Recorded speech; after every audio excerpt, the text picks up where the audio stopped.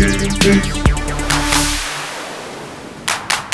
what's up, everybody? Welcome to GameFace, episode 480, right here on SIFTD at SIFTD.net. I'm Shane Satterfield, the co-host of this awesome video game discussion that you're about to experience. And of course, alongside me to do this, as always, is the one and only, the incomparable, Matthew Keil. How are you, Matt? I've been compared a lot this week. I don't know. I don't compare you to anybody. Oh. How's your week been? All right. Yeah? Anything happen? A lot of Godzilla. That's what it was. Godzilla tournaments. Oh, really? You went and played at another one? Yeah, there were two in real life ones this weekend, which was unusual because it's not a super popular game. Yeah. So there's one in Anaheim and one in Burbank. How'd you do? I won both of them. You won them both? Yeah. You're the man. You think you might get sponsored here soon for this? I'm not joking. I don't think anyone will ever be sponsored for the Godzilla card game. No, it's not. It barely has any official support in America. Oh, really? In Japan, I think you might. It's very popular in Japan. But Are there sponsorships for card games? Yeah. Stuff? I think so. There's some Magic players I think that have some like where they pay their travel to go to tourneys and stuff. I don't know about that, but I think they give them something. Uh-huh. Like, I think there's people sponsor like a GameGenic card sleeves or whatever. Uh-huh. Like not to the degree that like the fighting game community really is. I don't think there's as much spectator sport to it as that. At the very least, if they just sent you like all the new cards free, that would be cool. That would be nice, but that doesn't happen. No? No, especially not from Bushiroad. Bushiroad, they barely acknowledge Godzilla exists. Oh, really? So they did a big event where they announced all their stuff, and Godzilla wasn't part of it. Oh. Although the rumor is that that's because Toho controls the card game, not Bushiroad. Oh, interesting. Bushiroad does a bunch of other games probably you've never heard of, like HoloLive, which is Nope. like idol singer, waifu. Not surprised I haven't heard about that one. Vice Schwartz, which is a giant like crossover weird battling thing, which mostly I thought was like anime boob girls. Yeah. But I looked into it more. It's been going since like 2008. Wow. And in Japan, like they've had Marvel, they've had Star Wars, they've had like everything you can think of has been in this game in Japan. Not all that came over here. Yeah. But there's like one place in Koreatown, I think, that runs big tournaments of it. But basically Godzilla is the red-headed stepchild, so to speak, of the Bushiroad lineup. So we just show up and we play our games and we go home. Card businesses in LA are everywhere now. Yeah. They are. Like Pokemon places. I mean, the Pokemon stuff is out of control. It's unreal, Matt. It's crazy. So on Thursday of last week, I was going down to Long Beach to shoot Pactor Factor, and I had forgotten an extension cord here, and I needed to go get one at Best Buy. So I go into Best Buy, and I see this parade of people coming out, and they're all holding the same thing. Some kid walks out, and I'm like, yo, what's going on? What's being sold in there? And first of all, he could not look me in the eyes. He looked down at the ground. He goes, Pokemon cards. And I was like, what? I'm like, this is for Pokemon cards? And he just ignored me and walked away. Pokemon cards are huge business now. I go in there, and there are like I'm not exaggerating, like 60-year-old dudes arguing with like 14-year-olds over who gets the boxes of cards. Because some of those things have thousands of dollars worth of cards in them. I've seen the videos online of people fighting and stuff. Like, I'd never seen it with my own eyes. And to see it, it's so sad. I mean, it's like the shoe stuff or like the Supreme stuff. Things like it's that same kind of mentality. It's the same mentality. Yep. There was just a thing this week on how stores in Japan, when you buy packs of Pokemon cards, they've started cutting the corners off the pack so you won't resell them. Oh. And because that's a big problem. Yeah. And then the guy at the Burbank tournament, I was talking, one of the Burbank store does tournaments because the owner of the store loves the game, loves Godzilla. Yeah. And so he just holds tournaments. It's like, we'll just deal with the bullshit. Yeah, I was talking to him about the Pokemon stuff, and he's like, you know how you know, like he's like, my system for, because I told him about cutting the corners off the packs. He's like, you know what my system is for that? If someone wants to buy a box of like the new hot Pokemon thing, I say that okay, but my store policy is to unwrap it before I give it to you. I'm gonna take the seal off it. Yep. And if they freak out, I know they just want to sell it. And if they don't care, I know they play the game. Right. And I want to sell them to people who play the game. Those stores are everywhere in LA. Literally one every like 5 blocks there was a card store. So if you go to Frank and Son, which is out in the San Gabriel Valley, it's basically the Comic-Con dealer room, but full time with no convention attached. It used to be a sports card swap meet. Yeah. And it grew to be, now it's like 10% sports cards and like 90% nerd shit. And I went there a few weeks ago to price some of my old Yu-Gi-Oh cards because I have those old, the full sets of the first few things and stuff, and I'm like, it's probably time to offload, these, right? And I hadn't been there in a while. Like usually, there's a section on one side that's like the card TCG alley. It's like all Pokemon and Magic and all that stuff. All the big ones. And then the rest of it was mostly like collectibles and like a comic books. It's a hobby store. Yeah.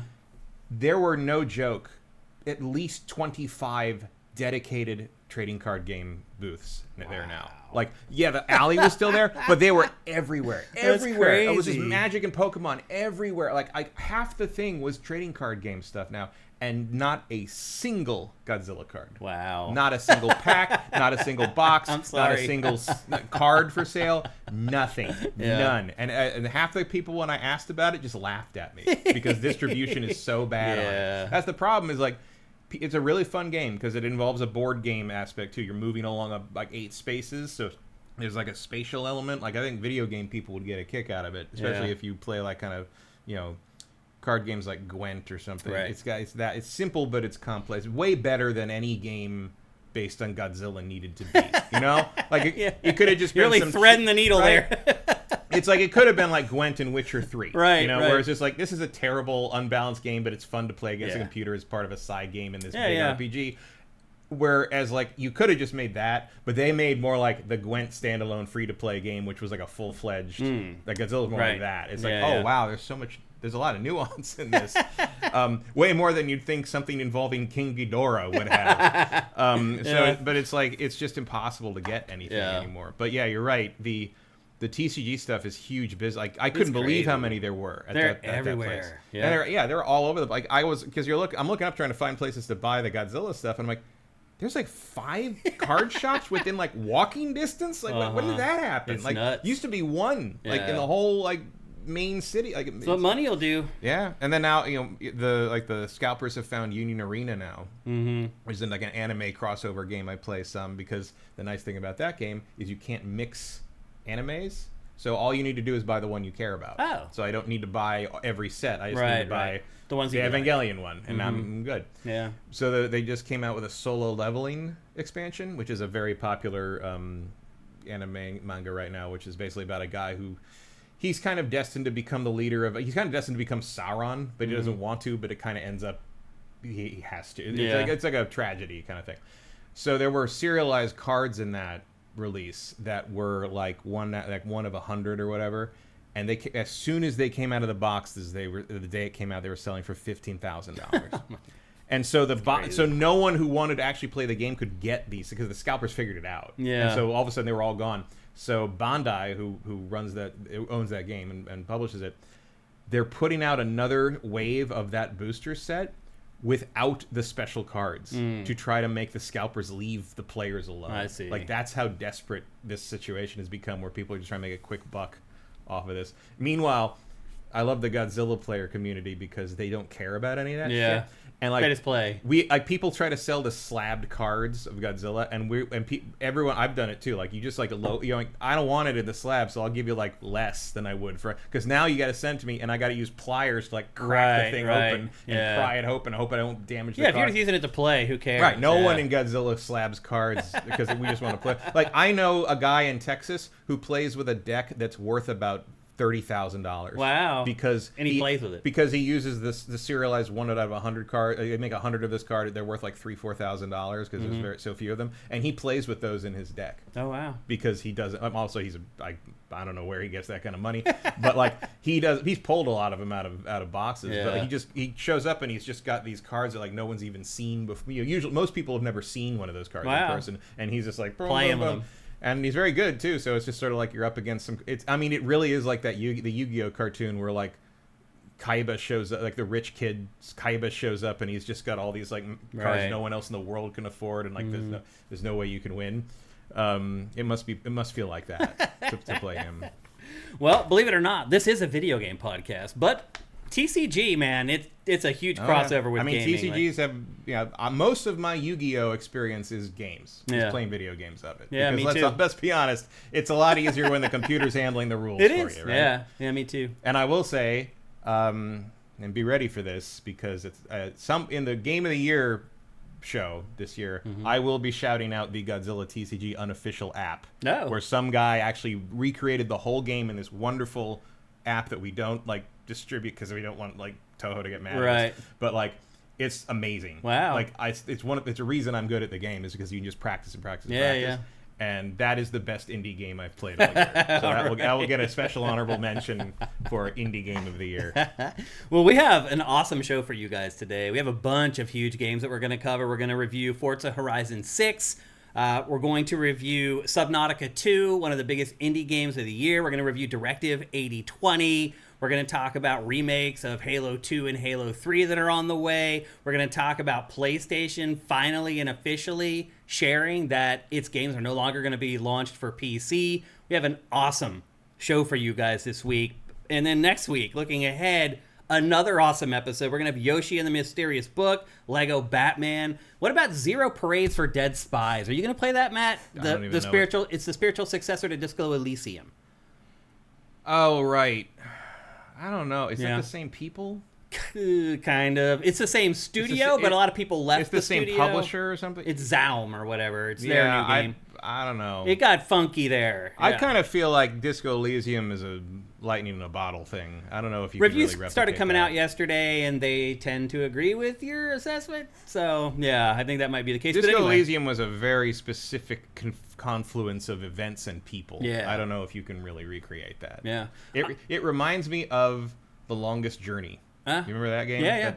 Where like they've made follow-ups and sequels, and that company is was that Norwegian? I think it was Swedish. Yeah. They've been trying to like kind of follow up on that with like the 2 sequels and the Secret World and stuff, and they just never quite gotten it again. Like that perfect mix never quite happens again. Yeah. I think Disco Elysium is like that. Yep.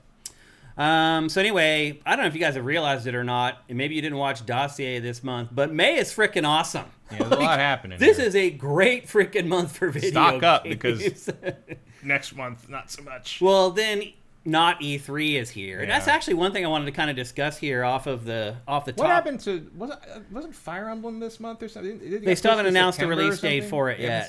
No, they still haven't announced that. Somewhere in my head, I thought Fire Emblem was May. Maybe I just predicted that and was wrong. I don't know. Yeah. I mean, the crazy thing is that, like, not E3/Summer Game Fest is like 2 weeks away. Mm-hmm. And nobody's talking about it. No one, like, I saw that Jeff put out a tweet about it either today or yesterday. Well, Jeff hasn't kicked it into gear yet, really. Well, he put out a tweet about it and was like, hey, I'm hyped, get ready, blah, blah, blah. It got like 100 comments and like 1,000 likes. And usually his hype stuff goes into the stratosphere because he has like 1 million and some followers or whatever. Like, it does feel like this is kind of the year where it really is over. Like the last couple years, it felt like Summer Game Fest kind of drafted on the memories of E3, but it really feels like whatever you want to call this June thing that always previewed is over.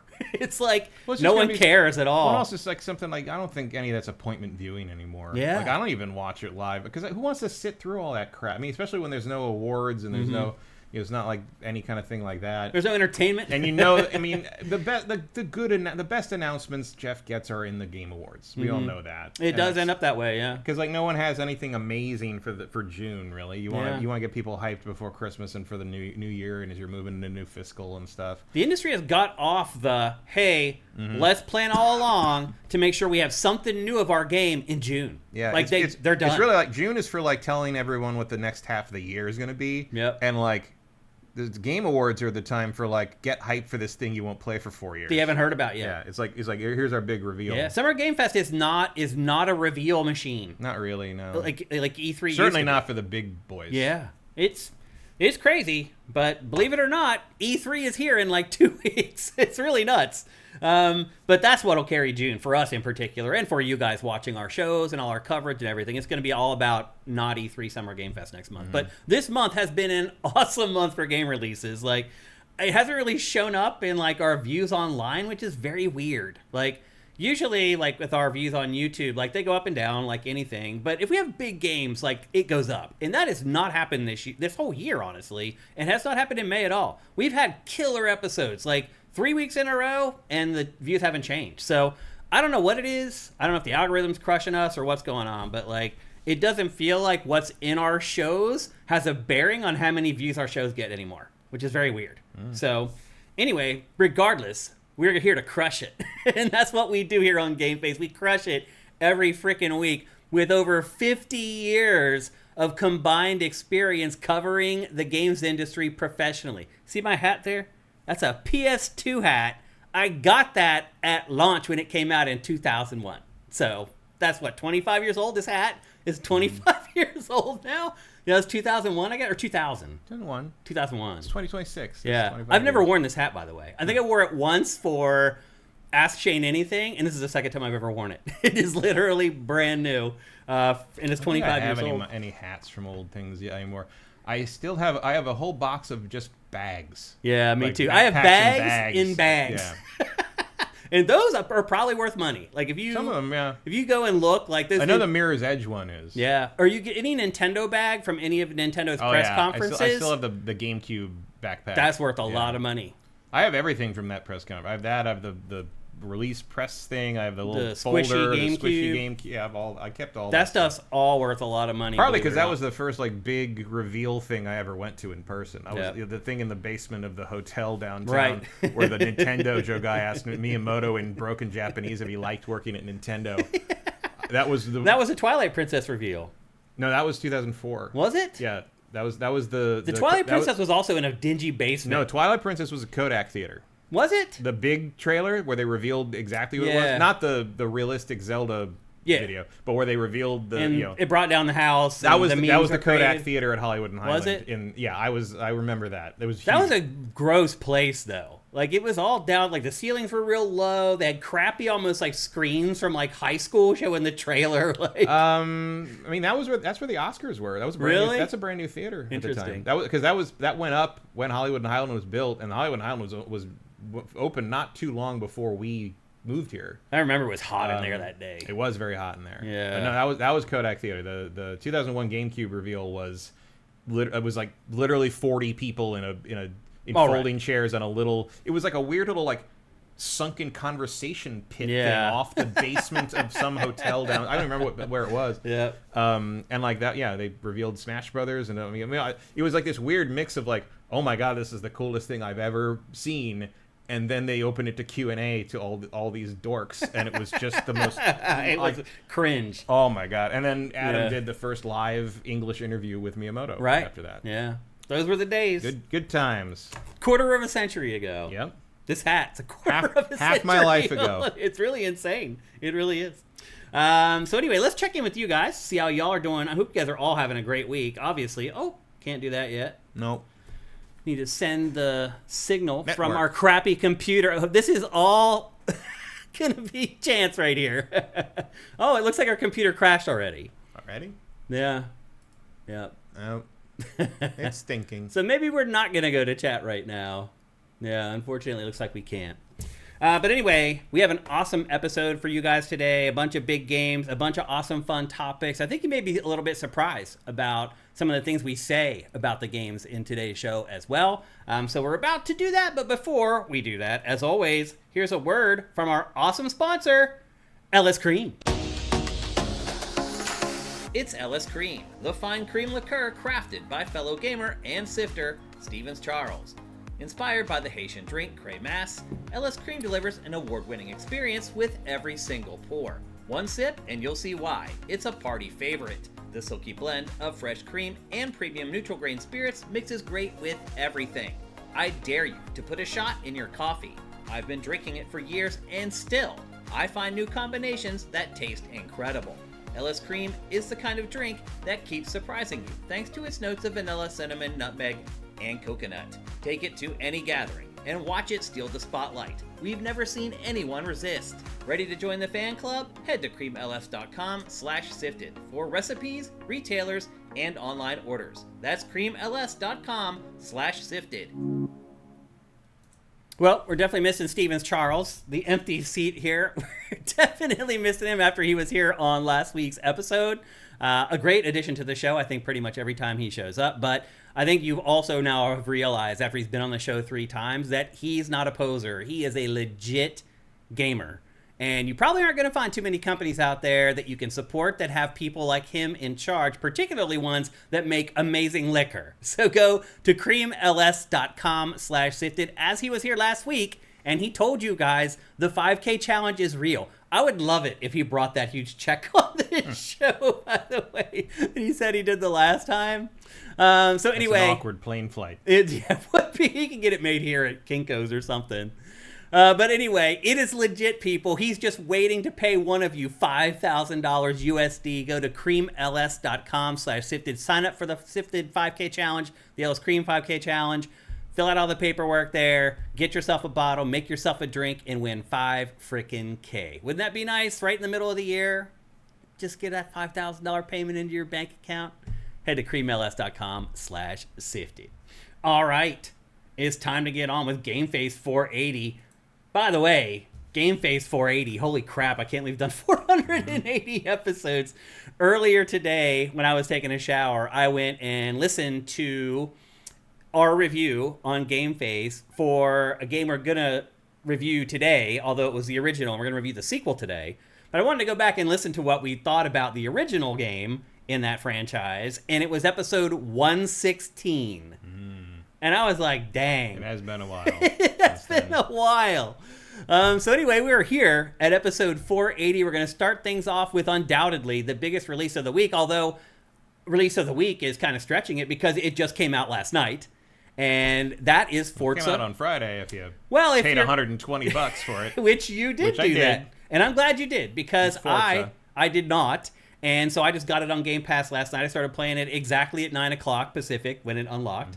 And I've got about 4 hours into it, something like that. You've been playing it for several days. And I don't know how many. I mean, I'm on the 3rd wristband. Oh, okay. So I've done the mech race. I've done, you have? I haven't done that yet. I've done at least one of all the major event types. Okay. I'm pretty sure. Okay. I think that's more than good after enough. the mech, they open up like the Arctic stuff and all that. So basically, I think everything, that and the drift races, I think everything is open now. Not everything, but every type of event I think I've been able to play. Yep. The day trips, all that stuff.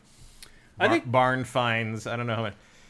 There's only 15 of those. What a strange fantasy world these games take place in. Really where people just give you cars, and no one cares that you just steal cars from abandoned garages. Yeah. It's like, hey, you won one race. Here's 3 brand new cars. It's like, where do I sign up for this? Yeah, here's a fucking Lotus. Like, go for it. Like, just free. Just for showing up. Yeah, thanks for showing up to the Horizon. We've cleared Festival. all the pedestrian traffic out of Japan for you. It's like, okay. Yeah, that believe it. Like, there's a thing in one of the I think the first day trip where she talks about how it's like, this is the busiest intersection in Japan. I'm like, where is everybody? Yeah. Well, we've closed it for the Forza Festival. I don't think that could happen. Yeah. The other thing that's strange about this is obviously this takes place in Japan. And it takes place all over Japan, out in the countryside, as you're seeing here, in the city, in Tokyo, etc. And like, you're driving around and they're like, hey, there's that landmark. And I'm like, where? Because I have to look out the front of a windshield. It's like, you're like, there's Japan's. I'll take your word for it. Yeah, it's like there's Japan's Eiffel Tower. And I'm like, well, where? I can't see the damn thing at all. You can see like the one little red leg of it, like off on the right. You know, you're like, okay, I believe you, but I'm going 120 and I can't look to the right. It is an interesting caveat with racing games that are set in a particular place. It's not like an action game where you can stop and look like an Assassin's Creed where you can look around. And I mean, I guess you can when you're free roam, but like usually when they call stuff out, you're in the middle of something. Right. And you're like, well, you want me to stop and look at Mount Fuji, or do you want me to win the race? Yeah. It's very fun. I'm also like, can you stop brake checking me? Yeah. Like one of your friends, May, the one friend who's like hosting you here, when you do a lot of she's in a lot of the races as like a drivatar or whatever, and I swear to God, she just stops. Like, I'm like, you do not need to brake that hard for whatever turn we're on. I promise. I just want her to shut up. Your drivatar does not. Your drivatar does not brake for anything. She does not. She talks on way and on too and on much. And on. She does. Like, they all talk too much. They do. The DJs in this like make me want to commit crimes. Like, just the cringiest stuff. Like I want to turn the radio off, but I also want the skill boost song, so I can't make up my mind. I mean, there's definitely some cringe in this game. Like the cinematics and stuff. Like, it's hard for me to watch some of the stuff in this and not be worried about Fable. No, I'm not. Really? No. I mean, I try to tell myself it's a completely different team. It's a completely different team. It's a completely different thing. Just watch the trailer and you can see that the writers are completely different people on Fable. Like, Fable's got some sharp satire just in those trailers. I don't know what this is. Like, and Forza Horizon's always been like this. Yeah. This, for some reason, is grating on me a little more than the last few have. And I don't know why. Like, maybe just because I feel like we should be beyond this now, and because like everything else seems to be beyond it. Well, one of the also because everything about this is so high quality except that. Yeah. You know? One of the new things in this game was supposed to be how you are like this up-and-comer who's not going to be in the Horizon Festival. You have to race your way into it and earn your way in. And it happens in like the first 45 minutes. Yeah. And then it just turns into a normal Forza Horizon. Well, they also talk about, you're going to have to go through a lot of events to earn your way to the Legend Island or whatever, where all the best people are, whatever. But it's like, because that's the thing is like by turning it into this weird almost competition, because it wasn't really that. I mean, obviously you're winning races and getting like points and stuff before, but it wasn't really set up like some kind of like you're all competing to be this thing. Because when you do the big wristband events, the wristband events are not races. They're like, insane. They're like exhibition. They're awesome. They're like crazy stunt things, or you race them. Like just like in the others, you raced a train and a plane, and in this you race a giant robot. Yeah. Which is like the main like clip they've been throwing on all the social media to show you. It's like that's only one race, boys. Right. But they're all like, and you're not like competing against it. You're kind of against the time, I guess. You get star ratings for it, but like it doesn't feel like you're competing against anyone to be there. And like everyone, and you're like, so is everyone racing the mech? Is like, because the implication seems to be if you earn, because your friends are like, oh, we've earned our way into the showcase event or the rush event or whatever, and like, so we're all doing this, like. The robot raced everybody, and I'm the only one who beat it, or like, what is going on? I mean, it's just you can't think about it too much. Yeah, it doesn't make a lot of sense. It never made a lot of sense. It's really ridiculous. It's just a car fantasy. Yeah, thing. You're not supposed to take it that seriously. Yeah, and I don't. No, I mean, at the end of the day, all I really care about is the game any fun to play, and I think for the most part it is. One thing I will say is the initial early going when I had like the first 3 cars to choose from, I could not stay on the road. Which one did you pick? The red. The Celica? I guess it was. That's what I picked too. Man, I did not have any. I was horrible. I mean, I cut out a lot of it in the B-roll, but like the initial opening of every Forza Horizon, where it's like a cinematic thing that takes you through, like usually I can play jumping between different things. Yeah, I can usually just cruise right through those. I wrecked and went off the road 3 times in this one. No, the only issue I've had is the what is it? The Lotus. It's like the Forza Edition Lotus that they give. It's like a 900 rank car. Yeah. That thing is drag tuned, and I picked it for a drag race, and I tried to use it to drive to the next event. No. That thing goes in a straight line or nothing. I was literally spinning in circles trying to like just go down the freeway. I mean, that's tuned for drag racing. Yeah, but I didn't have any trouble with the normal cars. Like, I also found that, like, when I'm going into a corner, and if I try to turn into the corner, and then if I try to overcorrect it and tap a little bit to the right, the car just, like, flies out to the outside lane. Or something? Like, I am wondering if, like, I had something was touching one of my sticks whenever I, like, booted it up or something like that, and the stick was uncalibrated. It sounds more like your assists are off. Maybe, but it was just doing weird stuff. Like, Check the stabilization assist is still on. Well, as I got better cars, it wasn't a big deal. That was only a big deal for like the first hour. And once I finally got like a good car, I was fine. Well, because the thing is, the cars you drive in that opening like montage thing are really good cars. Yeah, I know. But like I could not keep them on the road. Like the oversteer for me was just awful. Like I'd try to tap like into the corner and then to like tap a little bit right to start coming out of the corner. My cars would just jump out to the outside. I don't know what was going on. I had horrible problems with it. So that was very frustrating for me at first. I only have the usual issue that I always have because I play with in the hood viewpoint, like because I don't play in ink. I mean, I think the in-cockpit thing's really cool, but that's not what I see when I drive a car. Yeah. And my mind's eye is on the hood. Shuts out the dash. It shuts the whole thing out. So I drive on the hood. The problem is, especially in the era of ray tracing, the reflections on the hood are so vivid that when you're turning, your brain can start to think the reflection movement is reflective of the car movement. Oh. So I oversteer sometimes because I think the car is pointed this way, but because the reflections are going this way, but the car is actually pointed this way. Oh, so I see. So I tend to drive cars like that with the little vent on the top. Yeah. I like having a car with a vent or something on the top because that's like a landmark. It gets like rid of the reflections too, right? It's because I know where the center of the hood is, so I know which direction I'm pointed. That's crazy. That does not happen in real life. I might note. But no, I have had that. I have that problem in a lot of racing games when I play in that, just in that viewpoint. Yeah, that's a specific quirk of that viewpoint. The other thing I would say, too, is that I found this to be a little more difficult than other Forza Horizon games. Like, I'm not just automatically finishing in first every time. And I had to turn it up to hard. Really? Because I was literally winning by 30 seconds. Well, see, so what I found is once I get into first place, I'm gone. Like, I'll finish the race like half a lap ahead. But, like, they're real aggressive. Like, until you get past them. Like, they can be. Like, one thing I have noticed, and this wasn't really true. I guess it was true of the last one, but not so much in the history of the franchise. It really matters what tires you're using. If you're on the street, you better have street tires. If you have anything that goes off-road even a little bit, you better have off-road tires. See, I hardly ever tune in this because game. It's all there. I have specific cars I just tune up to the max level, and I designate ones for what. Like I have a Lancer Evo if there's off-road stuff. I have my TTS for street only because I tried to use the TTS on a race that it was like an exhibition race that basically like it went off road a little bit, but it also had street stuff. And I was tuned to the max, and I had better acceleration than everyone else. I thought I had it, but I had street tires on, and I could not keep up with anyone. That could be part of it. So I switched to just because I didn't have the Lancer yet. I switched to a pickup truck. I think it was Boy, some of them are real sluggish.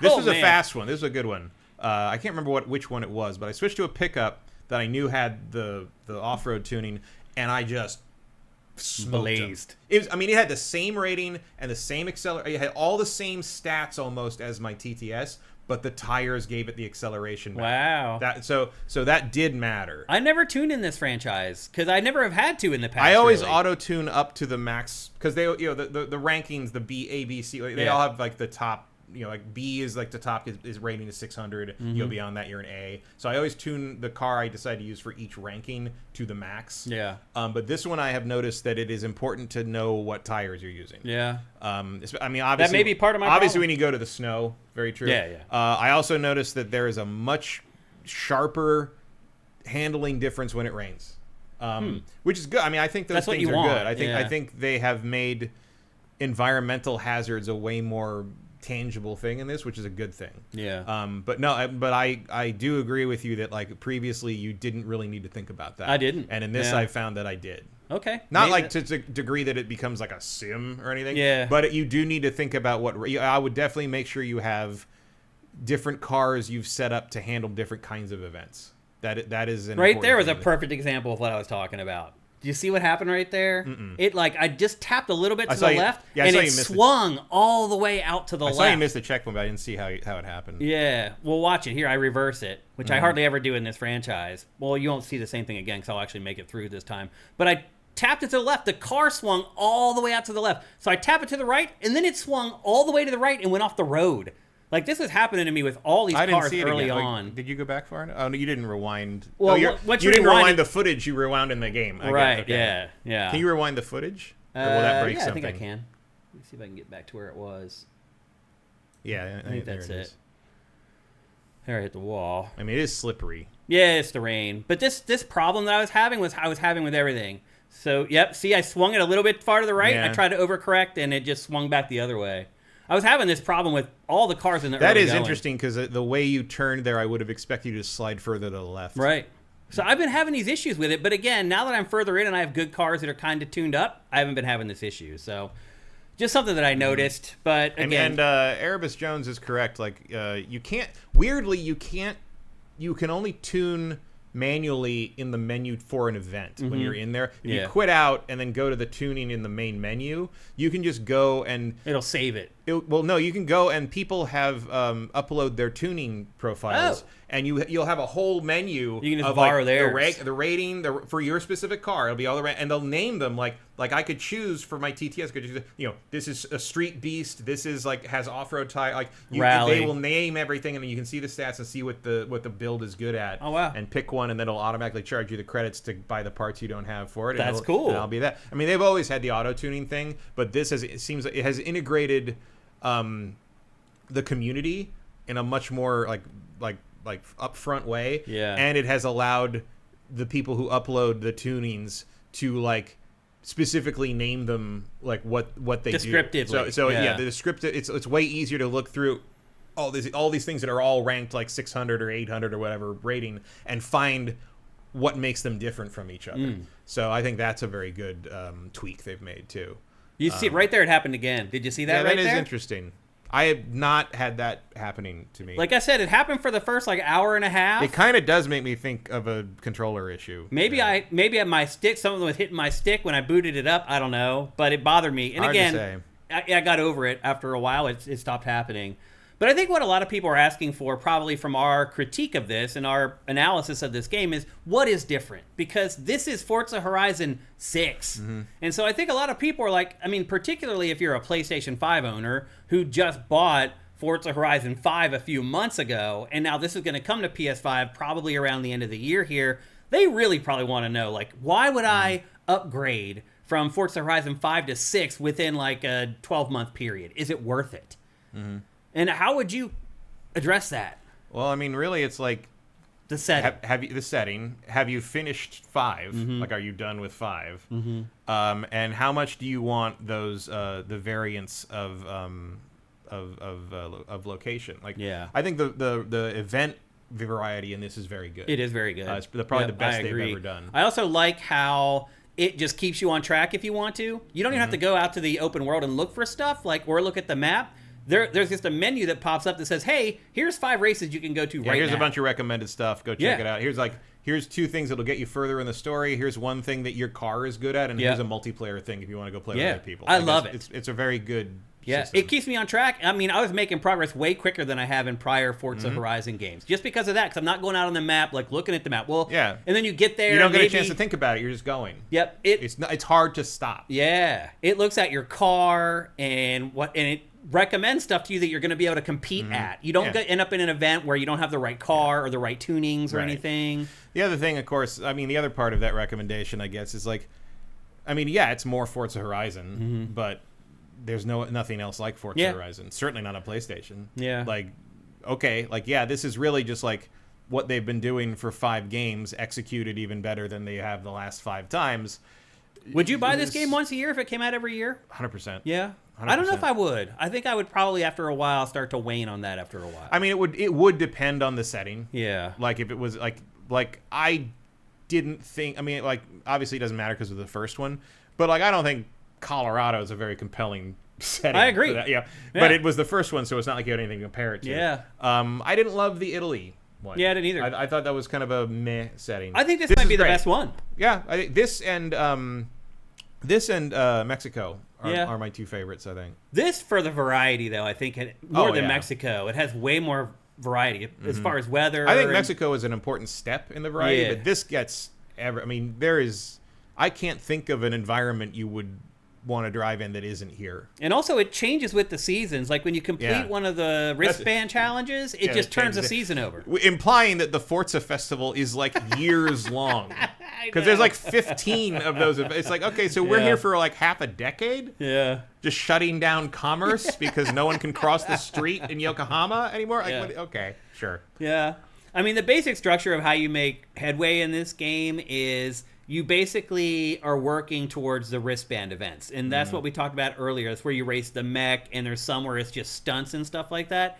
And basically, there's a series of events that you have to complete before they let you participate in the wristband events. And like they can be a lot of... You basically get like... There's a bunch of different XP bars in this. So there's like the XP bar to get to the next showcase event. Yeah. There's an XP bar to fill up your little passport. There it is. The passport book for the Horizon Festival, and there's a passport book for discovering Japan, which is more exploration stuff. Yeah. So you're leveling all 3 of those things up at once. But you can get like Horizon, and this is what we were just talking about right here. This is the screen after a race. Let me just go back here just a beat. You can see it. But after a race, they take you to this screen right here, and it gives you the options of your next races. And obviously, you don't have to do any of these. You can go to the map and go wherever the heck you want, but the game does a great job of providing you with races that you are qualified for, and you can absolutely win. And so it eliminates the wandering around on the map, finding an event, joining it, realizing you're completely out of your depth, and just having to quit the race. Yeah. Also, it's important to note that almost nothing in this game stops you at full speed. Like, the trees in this game are made of paper. Yeah. So, like, a bunch of times they've been like, okay, the next event I want to go to is like 7 miles over here, and it wants me to wind around all these. I'm just going to drive straight through the fucking countryside. I do that, no matter the car. Yeah, just, and like, I'll take my Ferrari off road. Absolutely, and you get there way faster, and you get tons of points for like doing the wreckage bonuses and Sometimes I just wreck stuff because everything in this is destructible. Like you can just like there'll be some in the B-roll here in a minute. Like I just have like a big pickup truck or whatever, and I'm like, you know what? I'm just going to destroy stuff, and that's fun. Yeah, all on its own. There's like some big trees, and like in the city parts, like there's like walls that'll stop. That's different. But like out in the countryside, there's almost nothing that actually blocks your. Yep, and you can destroy it all. Even huge billboards, you can drive right through them, and they just explode into a bunch of planks of wood. And they take advantage of that in the showcase events because half the thing's driving through a bunch of wooden walls, and everybody cheers, and the helicopter freaks out. There's a couple times when the helicopter cuts scenery out of your way. I'm like, that's a little close. Yeah. Like, I think we might need to have some permits revoked for that. Yeah. Yep. And there's damage on the cars. That's pretty realistic. When you finish a race, your car looks about like it should based upon how many times you wrecked. And you can see where it's like, oh, wow, I hit the wall on that side. So it's very, they've always been good about that. It doesn't affect your performance. Yeah, the car works the same no matter what. Although there may be a setting for that. I don't think so, though. Yeah. I don't know why you'd want that.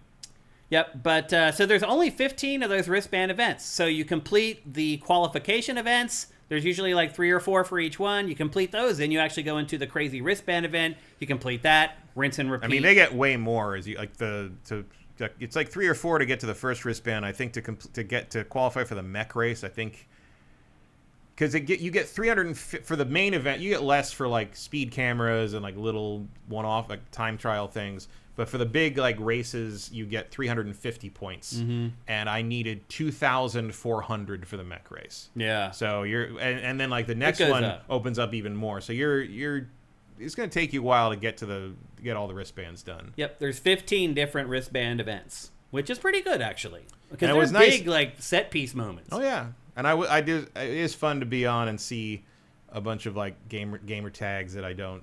You haven't seen. I hate this. I hate how they come at you and you think it's like a real car. I talked about this for the review of Forza Horizon 5 as well. Like every once in a while, I'm just like, whoa! It's just a ghost car. Haven't been tricked by that yet. No. But it is interesting to see. Like I have seen, because I don't play online multiplayer so much, but like I have seen, because it does the thing where you see everyone's drive-a-tar, but you also see like when you discover roads or smash billboards or whatever, it'll say like, you're the next person on your friends list that has this many, so you're kind of like competing against each other. Yeah. There are people who have popped up in this that I haven't seen online since Forza Horizon 5. Yeah. Like, these games bring people back. Well, a lot of times I think it's somebody, it's just their drive-a-tar. Right, but they're actually actively playing it when it's comparing your numbers of like roads discovered or like points gotten or whatever. Yeah, there's May in the bottom there. I've grown to dislike May. And my two favorite gamer, these guys were not on my friends list, but I've because you also see random people running around too. And my favorite was my Endless Greed. That was just his gamer tag, and someone else's name was Fine Ham Abounds, which is a phenomenal Kids in the Hall reference for anyone who remembers. Silkshake says I had to turn everything off. All the pop-ups annoy me. I mean, it is a lot. They do talk at you a lot. I mean, this game is just busy. Like, there's always something popping up, someone saying something. At a certain point last night, I was like, just shut the F up and let me race. And don't forget, like, when those things pop up when you go into the menu, there's like an option to like say is okay, and the bottom one is like, don't show me this again. You don't forget to pick don't show me this again, or it'll tell you what email is every single time you open that damn window. Yeah.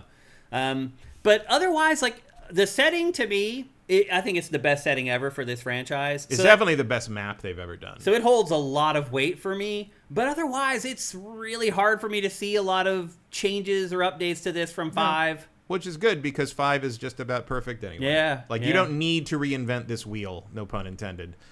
Just keep executing flawlessly, and that's what they're doing. They're tweaking it where it needs to be tweaked. They're making little improvements here and there. Maybe you might want to hire a writer one day. Oh man! But the voice acting too in this is really bad. It's a lot of it's pretty rough. Yeah. And I don't know why that is. I don't either. Why? Like, I know it doesn't need to be any more than that, but it could be more. At least make it right? competent. Like, I don't need it to be like Need for Speed the Run level of story integration, but like just like something that doesn't make me want to turn it down so the neighbors don't hear it. Yeah. I mean, there's some cringe some of in this this is game. some of this is more embarrassing than porn. It is. Like, it's awful.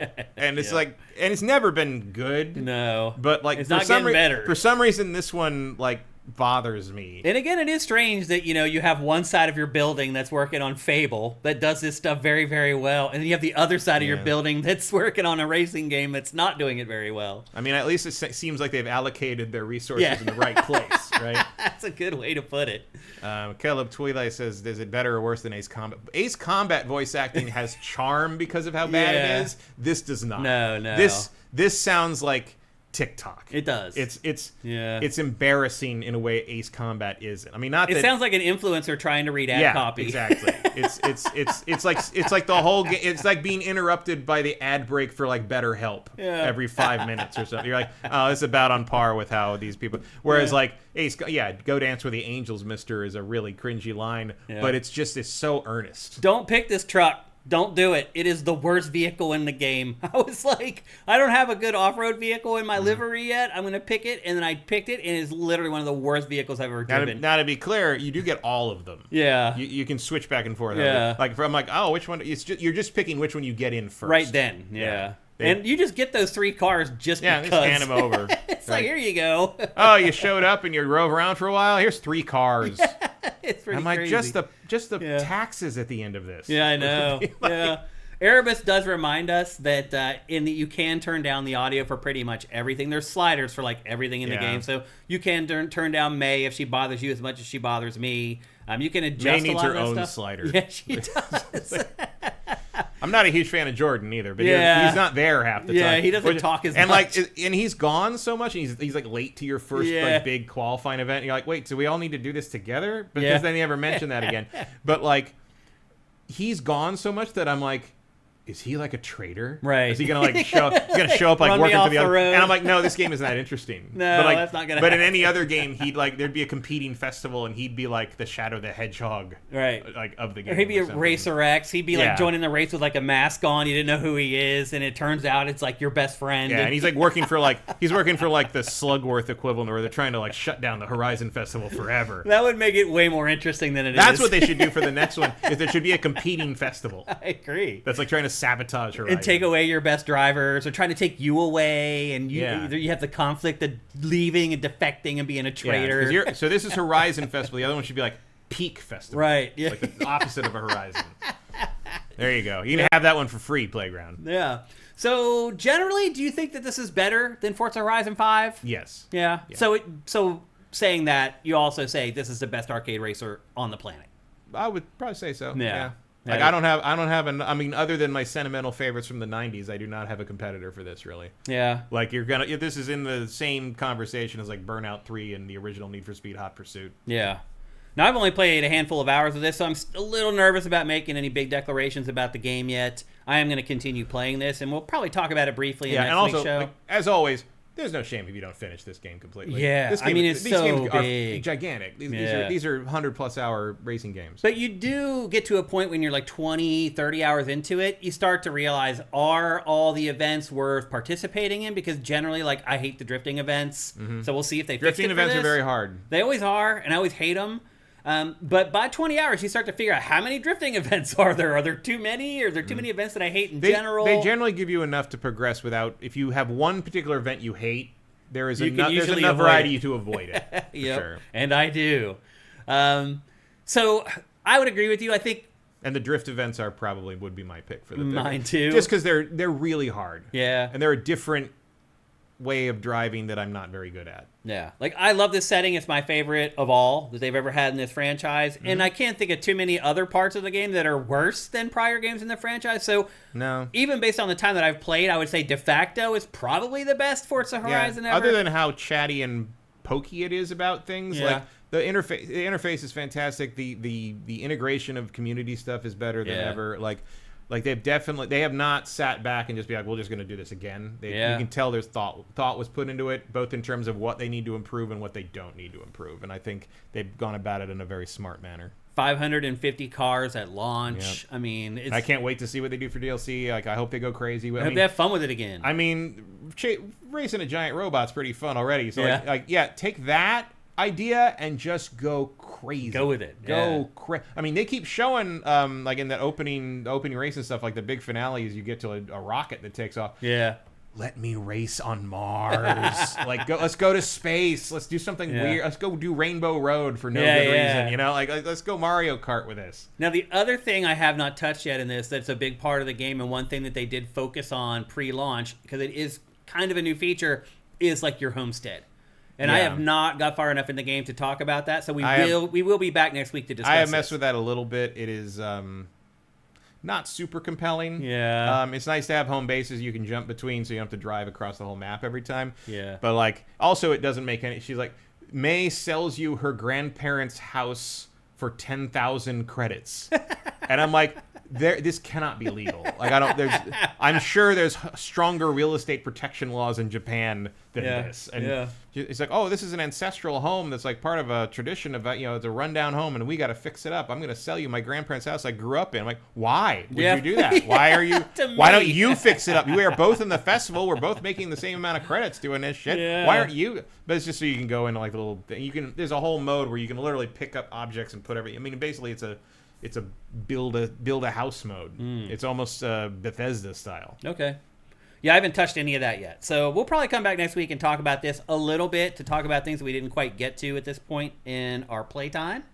Let's check in with you guys. And now everything actually is working, including our chat and sending it over to our TriCast. So let's see what you guys are saying. Erebus says, they've got Blizzard in the Microsoft stable. Where's the WoW Azeroth expansion? I mean, honestly, Forza Horizon Azeroth would be pretty amazing.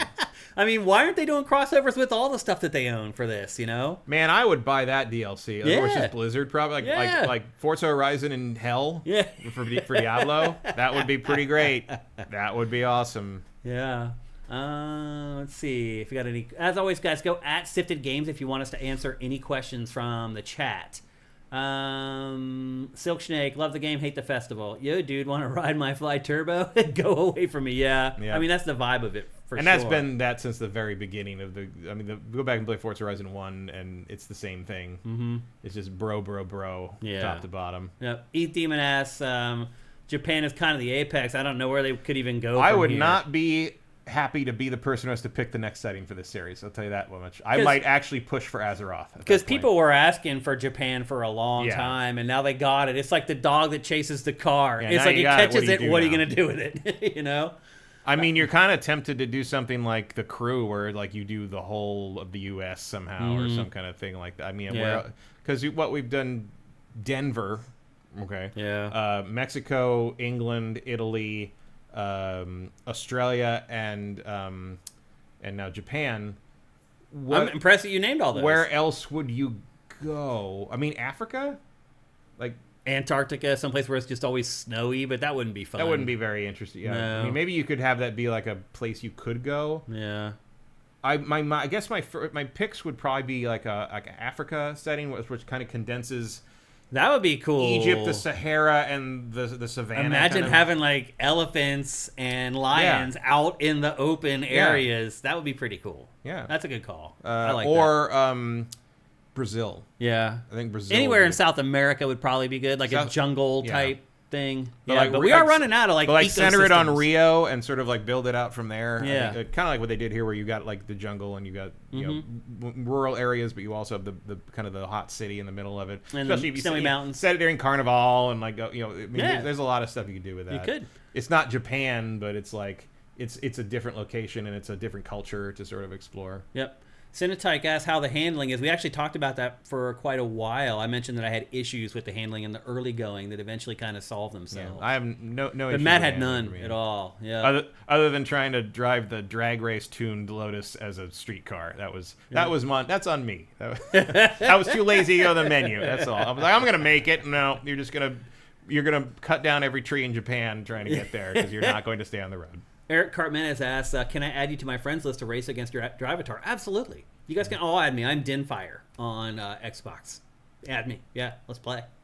I say it all the time. You guys can always add me. Cinetyke, damn shame was testing the plowing. Yeah, I wanted to see how destructive the stuff was. It was fun to just test it out. I hope Shane is a better driver in real life. I probably am. I'm usually good at this game, too. Like, I've never had an issue with Forza Horizon. The footage of that happening looks weird to me. Like, yeah. I haven't seen anything like that. Yeah. Let's see. I've gotten stuck on pebbles a load of times. Interesting. So there's like some weird bug where if you have pebbles, it just stops the car. Yeah, I haven't had that happen. I haven't had that either. I've gotten caught on the edge of like brick walls that I feel like I didn't touch a couple times. Hit detection's not perfect. Or like I just don't know how wide the car is. Yeah, like that's could be part of it. And Eric says he thought Australia was the best setting until now. Australia was good. I didn't particularly care for Italy. That's that was the worst one, I think. Yeah. And I don't think Colorado's that exciting, but it was the first one, and so it's fine. It was the first one they've ever done. I also do think the first one has the best soundtrack. I don't think they've ever topped that soundtrack. I am shocked that this one does not have a Eurobeat station because that is the music that defines Initial D. That's true. You'd think they would play that playlist right there. Yeah. I mean, they got some good stuff. They got Hikaru Tada and like a bunch of like big name artists and stuff. That it's good. The soundtrack's good, but soundtrack's gigantic. Soundtrack's fantastic. Fantastically large. The DJs not so much. It's weird how like all the DJs just seem to be kind of sad they don't get to drive in the festival and they just complain about it the whole time. I'm just like, what are you talking about? Yeah. Erebus also thinks my assists are turned off. That could be. That's what I guess. I'll have to go check the menus. It really looks like you have stability control turned off somehow. Yeah. Does weather conditions affect the driving? They do. Pretty drastically. More noticeable than in prior Forza Horizon games. Like the rain does. The hardness of the rain matters. The snow is very different than driving in the rain. Driving in the mud is different than driving in dry dirt. Like that, you can tell definitely what the weather is. Yep. Well, I think that's it for any questions. New Zealand Cinetyke recommends, which is basically Australia, which they've basically already done. A little bit, but if you get the license for Lord of the Rings and drive through Hobbiton, that'd be fun. And Silkshake brings up a good point. So, right now there's rumors swirling that Microsoft and Xbox are thinking about pulling back their exclusive games from Game Pass. They already did it with Call of Duty. Hasn't announced it with other games yet, but this might end up being one of the last big first-party games from Microsoft and Xbox that is day one on Game Pass. So it's a great month for Game Pass. I don't know if you watched our Game Pass or Fail for May. It's one of the easiest months to recommend Game Pass ever. Like, there are so many either great games or good games that you probably wouldn't find yourself wanting to pay $30 or $40 for. That's the Game Pass wheelhouse, and that's what May is. This is a great month to get Game Pass for $23, play through Forza Horizon, play through Aphelion. I mean, there's like 5 or 6 really good games on Game Pass right now. Subnautica 2, which we're about to talk about. Certainly the way to play through Aphelion. Yeah, Subnautica 2 is also on there. That just popped up at launch. So it's a great month for Game Pass, and I would probably recommend that you... actually, that's tough. Would you recommend somebody buy this or just get Game Pass, Matt? Either way. I mean, I don't know if you'd finish this in a month. Probably not. I don't think you will. I bought it because I want to support Playground. Because this is one of my favorite series of all time. Yeah. And I like it's $70, by the way. I like having the VIP thing. Gives you a lot more credits, so you can buy whatever cars you need to get to whatever you want and upgrade stuff. So I think that's worth it to me. I am, as you know, not a huge fan of paying exorbitant fees to play 4 days early, but that was sort of I was going to buy the VIP version no matter what. Yeah. I have the VIP version of all these. Might as well get early access. It helped out the show too. Appreciate that. Zet Saber says, if I wanted Africa as a setting, I would go back to Far Cry 2 and run over the zebras. Far Cry 2 is still probably the best African setting ever. Yeah. Especially the way you get to set everything on fire by accident every time somebody drops a Molotov cocktail. I was like, man, you ruined my whole plan. Yeah, I know, I was going it to come on this sucks. side, and then got one guy threw a fucking fire bottle, and Yeah, now it the burned whole everything world is on fire, and I can't get any. I have no cover anymore. It's a shame they didn't like. I would love to see Far Cry come back and double down on sort of the mechanisms of Far Cry 2 Me too. versus 3. And I agree. Vincent says do it in Antarctica to give Playground a break for a couple years. Seriously.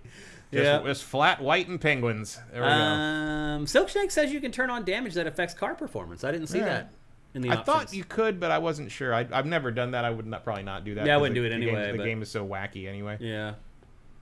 I think if you crash enough, your car will die. I haven't tried it. I do not think that that's true. Judging by some of the things I've done to my car, no, that will not happen unless you have that option turned on. Because I came up over a hill and somebody clipped me just as I went airborne, and it kept my car from flying as far as it was supposed to. So it ended up clipping a hill it wasn't supposed to clip, and it sent my car literally flipping the whole way down a mountain, and then I just let it on my wheels and took off. Yeah, I've flown off a mountain and landed face first, and it cuts away and shows you sort of tip over, and then it just literally rolled over and drove away. Yeah, like it's you would need the damage option on to maybe if you turn on the damage stuff, it does that. But if you don't have it turned on, it will just drive forever. I'm sure there's a threshold when damage is on, but yeah, otherwise it's basically outrun. Yeah. So Forza Horizon 6, I think, is the highest reviewed game of the year so far. Do you think that's right? Maybe. I mean, it's real good. I mean, it's hard to say anything bad about it. Yeah. So. Yeah, I don't have many criticisms other than the cinematics and voice acting and all that stuff are still hokey and weird and cringy. But I'm not here for. I'm not expecting Disco Elysium from Forza Horizon either. But I don't know. Soul Reaver might be nice. Yeah. And what is it right now? Yeah, it's 91. Is there any other games over a 90 so far this year? I can't think of it. I'd have to look at my list on my laptop of our. Not many so far. Did a Resident Evil Requiem end up settling out at lower than a 9? I think so. I think that was like 88 or something. Oh, okay. Anyway, there you go. 89. That's Forza Horizon 6, available for PC, Xbox Series, and Game Pass right now. It's $70. I think if you buy it for $70, you'll still be happy with it, but it's hard to recommend somebody pay full price for it when you can get it on Game Pass for $23 for the month. And if you don't think you're going to spend 100 hours playing it, then that month is probably going to be good enough for you. You'll get through everything you want to play before the month is up. So just some things to consider, but bottom line is, barring some disaster playing it over the next week, it probably is the best arcade-style racing game on the market. Mm-hmm. All right, let's move on. Next, we're going to talk about PlayStation 5, and it almost feels like it doesn't really matter anymore because it just seems like hardware doesn't matter to PlayStation anymore because it's jacked up the prices of its consoles to the point where nobody can afford to buy them. So, Forza Horizon 5 is also a 92. A 92? So that just seems to be what these... That's just what they get. That's what they get. Yeah. Not much else to say. All right. So we got some announcements from PlayStation this week. One rumor that we had been hearing for a while was that PlayStation was considering pulling its single-player, first-party exclusive games from PC. They've been, what's it been, 2.5, 3 years now they've been coming out for PC? Maybe longer, actually. Yeah, longer than that. Because Spider-Man was a year later. It's like a handful of years, roughly. Yeah. They've been coming out on PC. Because I got my computer in 2022? Yeah, Christmas 2021, and Spider-Man was the first Sony thing I got for it, and that had been out for a few months at that point. So end of 2021, beginning of 2022, I think. Yep. And what happened was, when PlayStation first started putting its games on PC, it was kind of rocky. The games weren't optimized for PC as well as people had hoped. Horizon traditionally had a lot of problems. Yeah. But people Returnal bought was a them. little rough. Like, they sold very, very well at first. And at first, we were kind of fooled into thinking, like, why would PlayStation ever stop putting out its games for PC? They're selling in the millions or whatever. Well, as it turns out, we didn't keep paying attention to the sales of the PC versions of PlayStation games. We just assumed that they were selling like the initial batch had, and they had not. Over time, the sales of those PlayStation exclusives on PC started to wane to the point where they're only selling a couple 100,000 units. And so a rumor started making the rounds in the industry that PlayStation was starting to consider pulling its games from PC. That's when we started looking into the sales of the PC versions of its games. And that's when we saw, these last 3 or 4 have not sold particularly well. And so those rumors we talked about it here on GameFace, like a month ago or something? Mm-hmm. And then finally this week, Herman Hulst, who I'm not even sure what his job is anymore, I don't actually. remember what his title is. I mean, I'm sure now. he still runs Gorilla or whatever, but he was kind of like the big head honcho. Some kind of like, he was like the director of first party. He was the head of first party. Then he was promoted to like the head, but interim. And then in Japan, they ended up hiring the permanent replacements. And I guess he just got basically back down to the head of first party or whatever. Well, he said in a town hall meeting at PlayStation this week that the rumors are true and that they are taking their single player games off of PC. Now, in the immediate term, I think what most people are going to be bummed about, PC gamers, is Wolverine. Yeah. I think, even though I don't think it was ever announced for PC specifically. No, it was never announced for PC. People had just assumed because all the games were coming out. Yeah, I mean, it was a pretty and it makes sense. Normal assumption. I would have assumed that as well if I was a PC gamer. And now I think it's pretty obvious that Wolverine is not coming to PC. Yeah. I mean, I was never going to not buy it on PS5. I'm not going to wait for this game. Yeah. But I would have bought it again on PC for like a better, higher quality visual version of it. Yeah. Sure. And if you're a PC gamer, I think our first knee-jerk reaction to this is like, oh, that sucks for PC players. But I really started thinking about it last night, and I was like, what really are they losing? Because, one, PlayStation hardly releases games anymore. Single-player games, it puts out like one a year. Mm-hmm. So you're going to lose, one, maybe 2 games a year if you're a PC gamer that you weren't getting before? That's not that big of a deal. Well, it depends how much you care about Wolverine. Yeah. I mean, if PlayStation's output... I mean, it sucks to lose PC versions of the Naughty Dog games and the Insomniac games. Yeah. That's really... And Gorilla. I mean, not that we're going to worry about that for a while, but...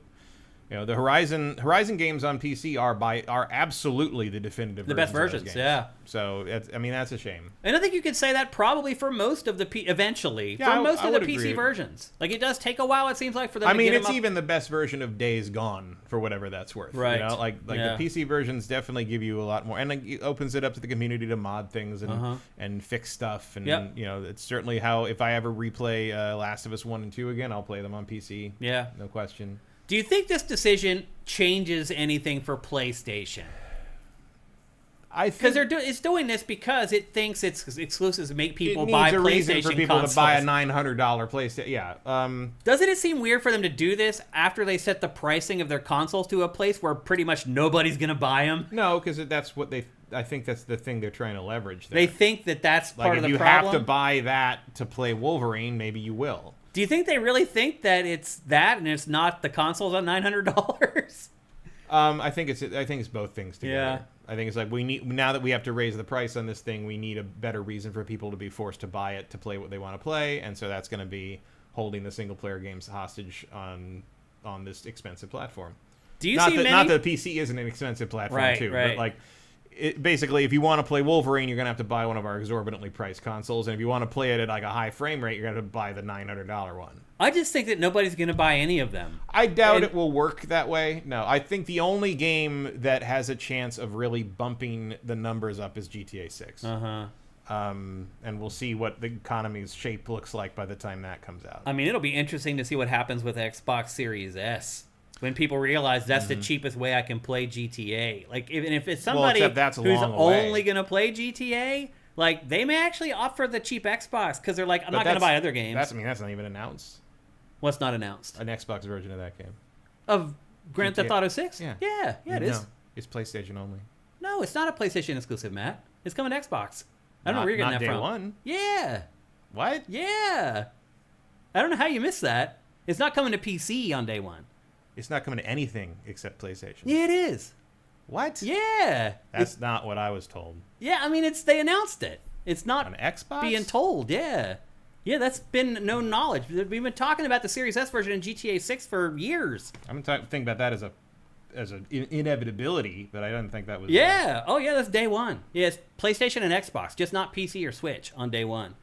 And now people are starting to talk about PC, saying it may come faster than people are thinking because of all the modding stuff, because Rockstar just bought that like modding company to do like official mods for Grand Theft Auto. So a lot of people think. Well, let me modify that to say I don't think the Xbox version of GTA 6 is relevant. It might as well not exist. But my point was, if you're somebody who's only going to buy just GTA 6, and you have no interest in buying anything else, like buying the cheap Xbox might be the right call. I think it's going to very largely depend on how shitty the Xbox Series S version of it is. And it could be very shitty. It could. It really could be. Like, that might end up being a really inferior... I'm actually surprised that Rockstar didn't tell Xbox, like, look, man, we're not doing it. Like, if you don't want GTA on Xbox Series X, that's your call. I am surprised they didn't pull a Baldur's Gate 3 on that. And just pull rank and be like, yo, we're the biggest game in the world. We're not going to release it on Series S. And if you're going to hold the Series X version hostage... F you. We're not going to sell that many on your box anyway. Like, I would do it too if I were Rockstar. But bottom line is, as of right now, that cheaper console will be able to run GTA. So that could be a cheap option. If people go to buy it and they're like, oh my God, a PlayStation is like $700 and $900. Like, people are going to get some sticker shock who've been sitting waiting to buy a PS5. They definitely made a mistake not getting one earlier. But I think generally, if PlayStation is doing this to sell more consoles, like, I don't see it working, Matt. Like, I don't see this having any effect on its console sales at all. Probably not. I mean, also, I don't think they care. Yeah. Like, they've got 100 million of them out there already. Like, they're selling the razor blades now. Mm-hmm. Like, this is a time to basically batten down the hatches and just assume that your hardware business is done for the time being. I mean, I think I brought this up last week. It's like, it feels like PlayStation doesn't care if it sells any consoles anymore. I think it's a lost cause at this point, just because of how much everything costs, the cost of parts, the cost of tariffs, the cost of living, like everything. Like, who's buying a high-end console right now, even if it was still the original price? Yeah, I mean, we have a lot of PC gamers on SIFTD, and like sandwiches cost $17. I know. Who's buying a PlayStation 5 right now? I know. And I'll just be honest, like, I was surprised. A lot of the known hardcore PC players on our site did not care at all about this story. They're like, oh, what does this mean? I can't play one game a year now? Who cares? Kinda, yeah. I mean, there's plenty of other stuff to play. I mean, obviously, I care about the Marvel stuff a lot. Yeah. So, like, it's annoying to me. But also, I already have You a have a PlayStation. PS5, yeah. So, I don't... It's not going to affect me that much. Yeah. Also, like, even as a PC gamer, I have a PlayStation 5 because I don't want to wait a year to play these games. Me either. Like, I mean, even if we weren't doing the show, I wouldn't wait a year to play Wolverine. Yeah. Absolutely not. Silk Snake says, I feel bad for parents at Christmas time. It must be hard. It's going to be hard this year. Everybody's going to have no money, and their kids are going to be begging for Grand Theft Auto. Probably most of them shouldn't be playing it. The bottom line is they are, and they're all going to be begging for a PlayStation 5 and Grand Theft Auto 6, and that is a huge chunk of money for parents. I don't know about that. I think the GTA audience is not kids anymore. I think it's older. A kid now doesn't really know what GTA is. Like, my nephews play it. They play GTA 5 and they live on GTA Online, and they're doing stuff that they should not be doing. So that is really going to hinge on the continuity between GTA Online from one to the other. Yeah. Like, if you can bring everything forward onto the new one and not feel like you're starting over, that's really what they need to do. I have 8-year-old nephews going to the strip club. They haven't talked anything about that yet, have they? About what? GTA Online and how that's going to, like, transfer over or what it's going to be. They haven't talked about it at all. No. Nope. But my nephews are 8, and they're going to the strip club in Grand Theft Auto. And their parents have no clue. Their parents are just like, oh, I just let them play whatever. I'm like, how does someone our age and not have any clue on media? I mean, I don't. They never played games at all. You know, my sisters never played video games. So they're like, I don't know. That's the game that all their friends are playing it. So I just let them play it. I'm like, there are strip clubs in that game. They're going to the strip club and getting lap dances at 8 years old. I mean, as my dad used to say, he's gonna have to learn about it someday. Well, then my nephew will say, "I don't even go in there," and I just look at him, and then he starts laughing. Yeah, yeah, it's pretty hilarious. But yeah, I mean, most parents just let their kids play whatever. They don't really think about it or care. They don't care about ESRB. As long as they're leaving them alone. As long as there's nothing on TV about it telling them they shouldn't let the kids play it, they're gonna let the kids play it. Because all the people that were like making like big moral panics about that are all gone now, or gave up, or paid off, or in jail for running actual guns, like the guy in California was. Yep. GTA is going to make all the children violent. You're literally selling guns to children through the black market. He's in jail for that right now. Yeah. Unbelievable. So there's a couple other things that went on with PlayStation this week. The second story is that PlayStation, just like Nintendo, is now being sued for Trump's tariffs. So, as we mentioned in this show over the As last all month companies or so, should be, who are going to get a payout from these supposed refunds. It's like they did not pay those. We did. We did. Yeah, and so PlayStation fans have filed a class action lawsuit saying, hey, wait a minute, you charged me a bunch of extra money for my PlayStation 5 over these tariffs. Now it's been determined these tariffs are illegal, so I need my money back. And instead, the company's got the money back, and the fans aren't having it. So now Nintendo was sued a week and a half ago. PlayStation was sued this week. My guess is it won't be long until Xbox is sued as well. They don't have any money. Yeah, they definitely do. Nobody remembered that they bought an Xbox. Right, yeah. Or nobody bought one, period. Yeah. So this is going to keep happening. Because they refunded the money to the companies, these types of lawsuits are going to happen into perpetuity. Forever. And nothing will probably come of it. And that, just like we said when we talked about the Nintendo lawsuit and we mentioned what Pachter said, they have no legal standing because the only contract that you have with PlayStation is what was printed on the receipt when you bought your PlayStation. Yeah, if you didn't want to pay that, you shouldn't have paid it. That's really what it comes down to. Yep. Which sucks and is not probably how it should work in this situation, because it's one thing if there's a tariff situation and it's all above board. There's the argument they will probably make is that because the tariffs were actually illegal, that shouldn't be applicable.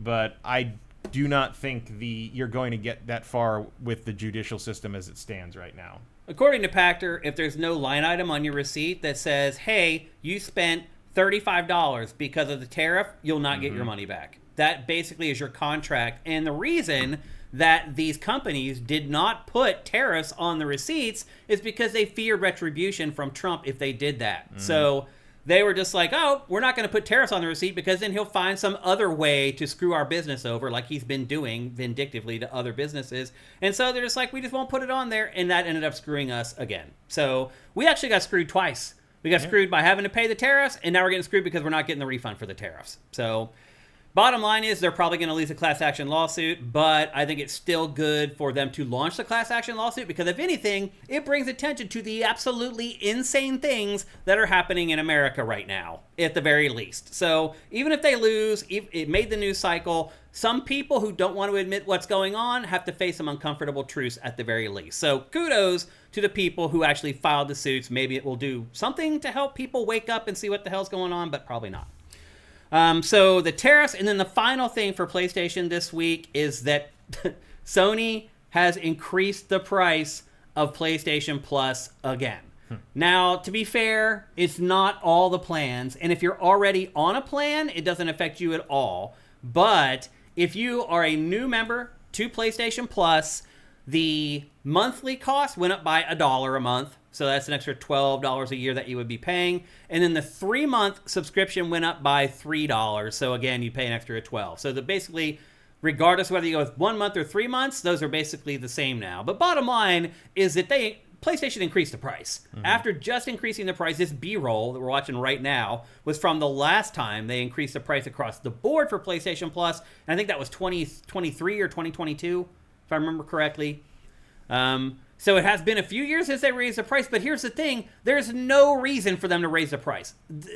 Tariffs, RAM shortages do not increase the price of PlayStation Plus. It has nothing to do with it at all. It's just PlayStation. They said market conditions, quote unquote, meaning everyone else is charging more for stuff, so we got to charge more for everybody else is getting away with jacking up the price for no reason, so we're going to do it too. That's basically what's happened. So again, it's not a huge increase. I don't think most people are probably going month to month on their PlayStation Plus subs. No. And I just had my annual charge for it. Yeah. So it's just an accumulation effect of crazy things that have happened at PlayStation over the last month or so. And I don't see any of this stuff getting better anytime soon. I don't see PlayStation selling more consoles because it's not putting its games on PC anymore. And I would say it's probably going to be to its detriment because even the PC versions that only sold like 250, 300,000 units, those still probably more than broke even and actually turned a profit. Because it's a port that Nix's did or whatever. Like, they probably worked on it for 18 months. Yeah, but then they had to spend time and money fixing them all. Yeah.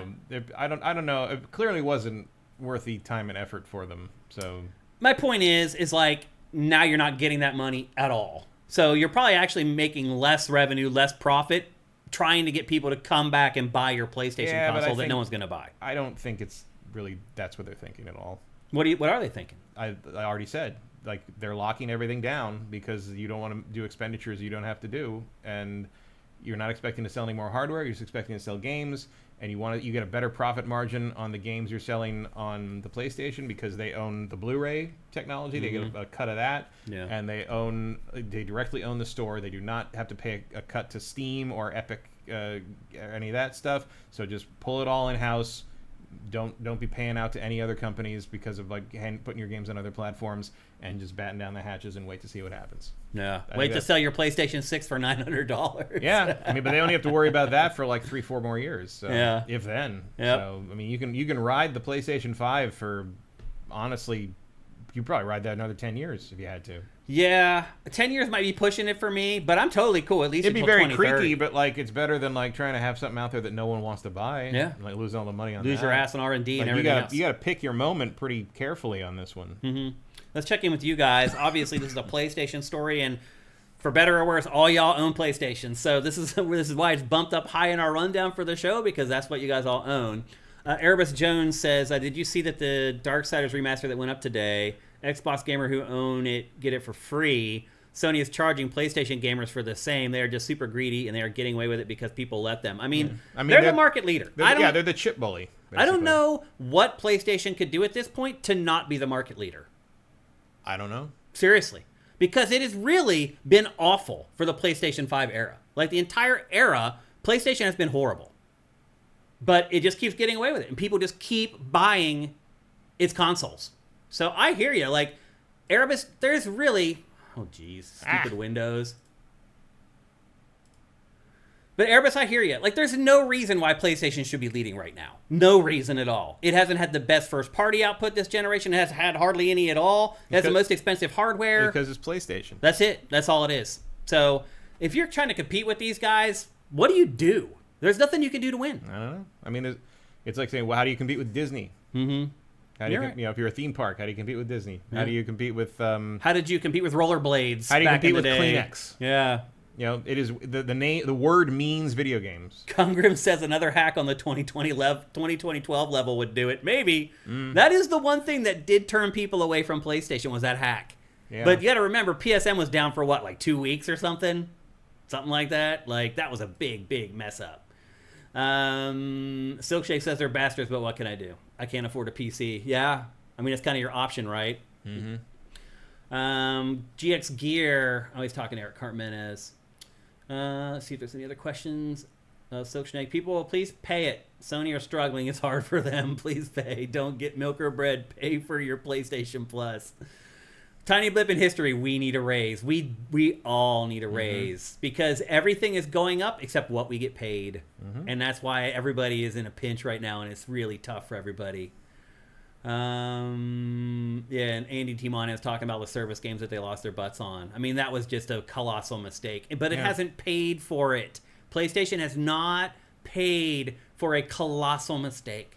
I mean, they paid for it in the sense that their revenue is down. Well, they're not selling as many games because they should have made single-player games instead of multiplayer games. But it's not going to, like, bring them down or anything. Yep. Khalib Tulai says, support the class action lawsuit if for no other reason than to burn their cash surplus. Big middle finger. Yeah, I mean, if you get them to have to hire a bunch of lawyers. Yeah, lawyers are probably the most concrete expenditure a company can have because lawyers don't do anything for free, and they certainly are not going to cut a company as big as Sony any kind of deal. Yep. You charge for every second you're involved with that. So Cinetyke says, just wait when they raise taxes to compensate for the debt they increased by having to refund the corporations on the tariffs. Oh, yeah. It's coming. Oh, our national debt has just exploded in the last year and a half. Like, it's been going up like $3 trillion every quarter. Something like that, yeah. It's... like, you look at the graph from, like, that versus, like, you know, of the progression of the deficit since, like, the last 25 years. And, like, the last year and a half looks like a mistake. Because it's like, it can't possibly have gone up that much. It's like, no, you have to expand scale the graph to the point that the rest of the graph almost looks flat. I know. It's ridiculous. Yeah. by Mindex says, I'm not even sure if the companies are getting the money back from the government. They're supposed to. They're supposed to have like 8-some billion or something. Supposedly, but the government's never going to pay them. It's just, Probably just going to keep it. it's just insane. That money's not there anymore. That money's gone. It's not spent. It's taken. What's crazy to me is that there are still people out there that are okay with everything that's happening. They're paying like $7 to fill up per gallon of gas, and they still think everything's okay. It's just like, it's nuts. Erebus says, even the fact that they still give people who pay for PSN up front a discount is still just an example of that Discworld Boots theory of economical unfairness. Rinse the poor gamers who pay month to month. It's scuzzy. Yeah. Yep. All right. Well, that's the latest on PlayStation right here from GameFace on SIFTD.net. It's no good news. I can't remember the last time we had good news for PlayStation. Can you? When a game came out. When Ghost of Yotei came out. That's another game that PC players are probably not going to get. Yeah, it's not coming. Yep. Also a shame because the PC version of Tsushima was very good. It's the best version of that game as well. Yeah, unfortunately, that's just the way it is. All right, it's time to move on. Next up, we're going to review another gigantic indie hit. It feels like there's 2 or 3 of these a month now, Matt. Just these small-ish indie games that just go berserk. This is hard to categorize as a smallish indie game at this point. Yeah, and that's probably because of a lot of the stuff that went on with crafting around this game. I think if that stuff hadn't happened, people would just look at it as just another indie game that's coming out. And I think this is easily in the AA range. Just in terms of like quality and budget. If you don't want to go just by the definition of independently funded, which I guess kind of it depends if you want to call crafting that. You know, Crafton does both. They do big budget games and sort of indie AA stuff as well. Certainly started, the first one certainly started as one. I would say they've kind of moved into the official space to some degree. Certainly with the amount of lawsuits that have happened. Right. Well, I was hinting at this earlier when I said, hey, there's this game that I went back and listened to our review of, and it was in episode 116. It was Subnautica 1 that I was talking about. And I listened to our discussion on that this morning as I was taking a shower to prepare myself to come in here and talk about all the new stuff I experienced in Subnautica 2. And the fact is, there really isn't that much new stuff. They are very similar games. In fact, the story they did kind of nail it the first time. They did, yeah. I mean, so going back and listening to that review, you really love Subnautica, and I did not. I think I stopped playing it at like a few hours in.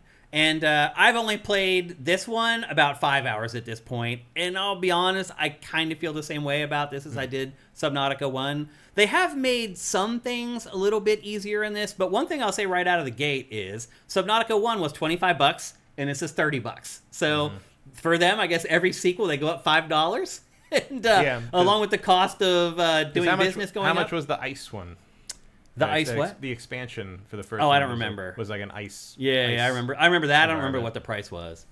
I never finished the ice thing. Yeah, I didn't finish Subnautica 1 at all. I did finish the first. I think I finished it twice. Oh, you loved it. Like going back and listening to that discussion, you loved it. And the big crux of that discussion was survival games, because that's what this is. It is a survival game. But the first thing I will say is that they give you an option when you start this game to turn off all the survival stuff. Yeah. And in hindsight, I'll be honest, I wish I had done that. The second time I played it, I did that, and it is a much smoother experience. Now, and when you don't have to like eat and drink, and whatever. So the setup for this game is. Because I don't like survival games. Yeah, I usually hate them. But I like this. Is you throw me on an alien planet in an ocean with scanning and exploration and building submarines, and I'm gonna like that. The setup and the plot for this is basically identical to the first game. Basically, you're in a ship heading to the planet Proteus. It's this dangerous alien world. On the way there, you crash land in the ocean, and you think that this is a recurring theme in the games industry right now, and I'm going to talk about it again when we talk about Directive 8020, but you think you're the first person there. You get there, you realize you're not, that there's this whole civilization that has been there before that's underneath the waves, down underneath the water. Yeah, and at least it's not other people. Right. It's like, because that's in, Aphelion? It's like, oh, we're not even the first humans. Yeah. Like, a corporation has shown up and... Well, one of the new features for this everything. That the first game didn't have is the ability to play cooperatively with other humans. Now, I tried that. I could not get matched up. I sat there for like 10 minutes and could not get a game, so I did not get to test that out. That is definitely not on my list of things I wanted from a Subnautica sequel. Yeah. But obviously you don't need to. Yep. So basically what happens is you crash land in the middle of an ocean on an alien planet, and you have nothing. But what you do have is this little pod, and inside the pod there's a fabricator, a place where you get sort of new missions and updates to your missions, and a place to customize your character. The character customization in this is a joke. There's like 4 characters you can choose from, and you can pick the colors of their uniform, and that's it. So I don't know if that'll come along later on. Maybe that's something they add later on. But for right now, you can basically choose 4 different character models and the colors. That does seem like something you'd probably wait until contact with the early access Yeah. audience to like decide to gauge what people want. I guess. And the most important thing in your little safety pod is the fabricator. That's what starts, middle, end of this whole game is all about the fabricator. So it's a survival game. So you have to manage 3 things. You have to manage your liquid intake, your hydration, your food, and your health. And when you first land in the ocean, you don't have anything. You have no food, you have no fresh water, only ocean water. And one thing I will say, Matt, that this game does, is a huge, huge improvement over the first Subnautica, is getting water and food is very easy. So as soon as this starts, you can swim down and you can find creatures that you just pick up and eat, and they fill your water. Or you can take the creature back to your pod and use it in the fabricator and turn it into a bottle of water that gives you more of your thirst replenished. So you don't have to leave the ocean to satiate your thirst for water. And eventually, you saw earlier there was that like pink pod that I stuck my hand into. That's another new feature in this game. And basically, they're just these things that just give you new abilities. And one of the first new abilities that you get in this game, you stick your hand into the pod and you have the ability to just eat fish out in the ocean. So again, that takes a huge part out of it, having to take the fish back and prepare it. Now you just literally grab a fish while you're down underneath the water and eat it right there. You can do the same thing with the water fish to refill your water, or if you have the time, you can go back to your pod and use the fabricator to fabricate all that stuff. Look, you discovered a title drop. So, yeah. So this thing right here, when you start the game, you look out of your pod and you see this thing. So what's the first thing you're going to do? You're like, I want to go there. Mm-hmm. What is that thing? You start swimming there and you get like halfway there and it stops you. And it pulls up the screen that says, this game is in early access. This part is under construction. Please excuse our dust. So you can't go there yet. Yeah, we're not ready for that. That's one reason I didn't have any interest in playing this yet. It's not done. Yeah. But I'll say this, like, otherwise you would not know this is early. I mean, obviously the systems are all in play. It's functioning as a game, but I'll wait until it's complete. So the ease-in period for this is way easier because you're not constantly worrying about getting food or getting water. They're still kind of a pain in the butt, but they're not a big deal. What still is a big deal and what makes me not enjoy this franchise is the oxygen. So you're a human being. You can only stay underwater for so long. When you first land, you can only stay underwater for 30 seconds before you have to come back up for air. And probably 10 seconds of that is you swimming back up to the surface. So you have to err on the side of caution in the most extreme manner possible. And to me, it's very annoying. So the annoyance is such that you're like, okay, I hate this. How can I get my first oxygen tank? And that's where you start to understand how this game works. So the first thing that you need to build in this is like a little hammer tool that you can use to break up resources and gather new resources. Once you gather that up, you then want to build a scanner. But to build a scanner, you have to first build a battery. And so what the game does when you're inside the fabricator is it gives you the recipe for each one of these things, and then you have to go out in the ocean and you have to find it. And that is where this game leaves me in the dust, because you just have to search around on the ocean floor looking for the stuff. And some stuff is everywhere, like the water fish to replenish your thirst, they're everywhere. Fish to eat are everywhere. And like titanium and some of the more common minerals, they're everywhere as well. But then, like, if you need copper, or you need silver, or you need gold, like, they spawn in one spot. Like, every time you boot up the game, you have to find the one spot. And after, 2 hours of this, I just quit. And I just started cheating and going online and looking for the stuff. Because after I'd found it on my own, it wasn't like I felt good about finding it. It was a relief. When I finally found copper so I could make my first battery, I was like, thank effing God. Now I can go back to the thing and make my freaking battery so I can make the scanner. And then you get the scanner, and the scanner leads you into this other thing you can finally use, this other like dock that was underneath the water 100 yards away. Now the scanner, you can go in there and you can use that. You can put a battery in there, and now you can use it. And it just is these dominoes that fall. Yeah, that it's a lead, breadcrumb trail. Yeah. That lead you from one thing to another. And it can be very addictive, but the crux of this game is just swimming around looking for stuff. Mm-hmm. And how much you enjoy this game is going to be directly proportional to how entertaining that is for you. And look, going and looking for copper for 10 minutes, cool. Going and looking for copper for like 55 minutes, not cool.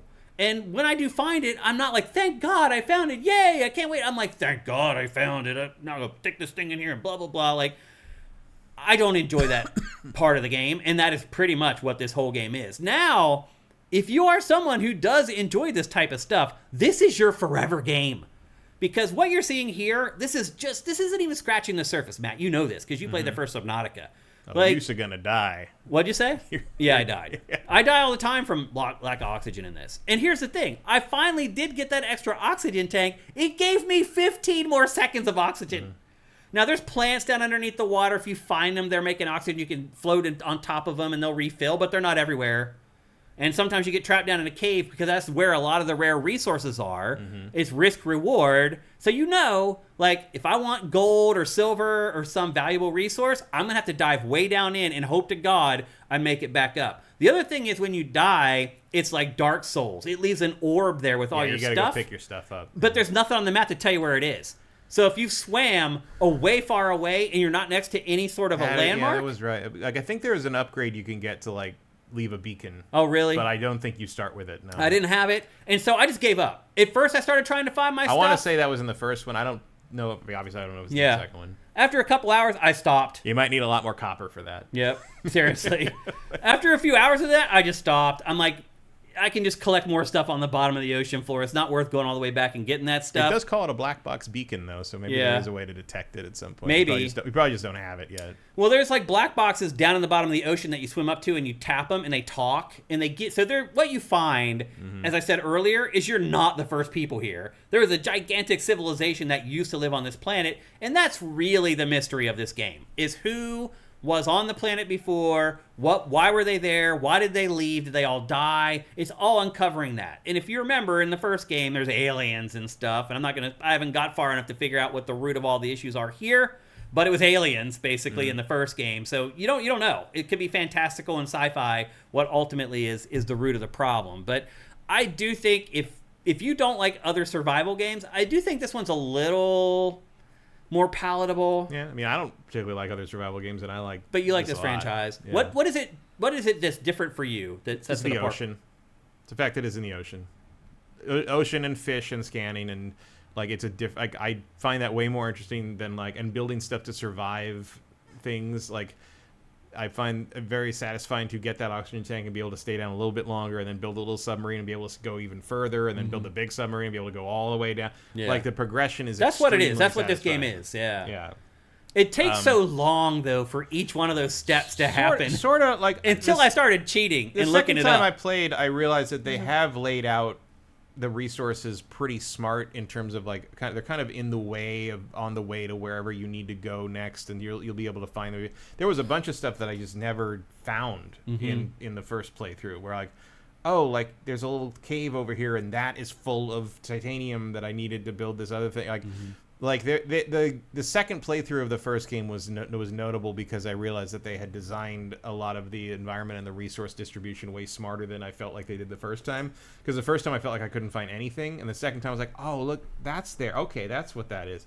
It rewards patience and thoroughness, and that can feel at odds with the need to breathe. So it's just that kind of thing. Well, that's the thing. Like the more that interesting either the game annoys is, you or compels you. Yeah, I mean, it does feel like they're kind of at loggerheads with each other because as the terrain down below gets more interesting, you are more apt to not pay attention to how much oxygen you have left and die.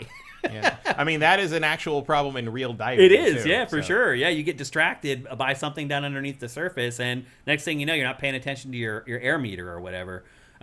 But here's the one thing I also learned from the first game, Matt, was you don't have to search that far a lot of times. No. And I tried to apply that here. Like, I remembered it. I was like, I remember in the first game, I was searching like hundreds of yards away from my pod.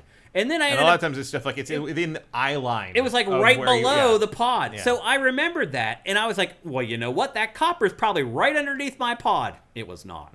Like, because in the first game, like, you were a lot of the debris you picked up, you could dismantle for those, like, you know, inorganic elements. But I just started cheating after a while because I wasn't getting anything from figuring it out on my own. Like, I wasn't like, wow, I was really smart to find this piece of copper over here. Like, I just stumbled on it. And so I'm like, I'm not getting anything mentally from this, so why am I doing it? So after a while, I'm just like, I just Googled it. Where's the copper? Where's the gold? Where's the silver? And the game was way more enjoyable that way, which led me to the decision of I should have just started the game without the survival stuff turned on. And I probably would have enjoyed it a lot more. Because what you're not seeing in this B-roll, and what you won't see unless you spend a lot of time playing this game, is that this gets insane.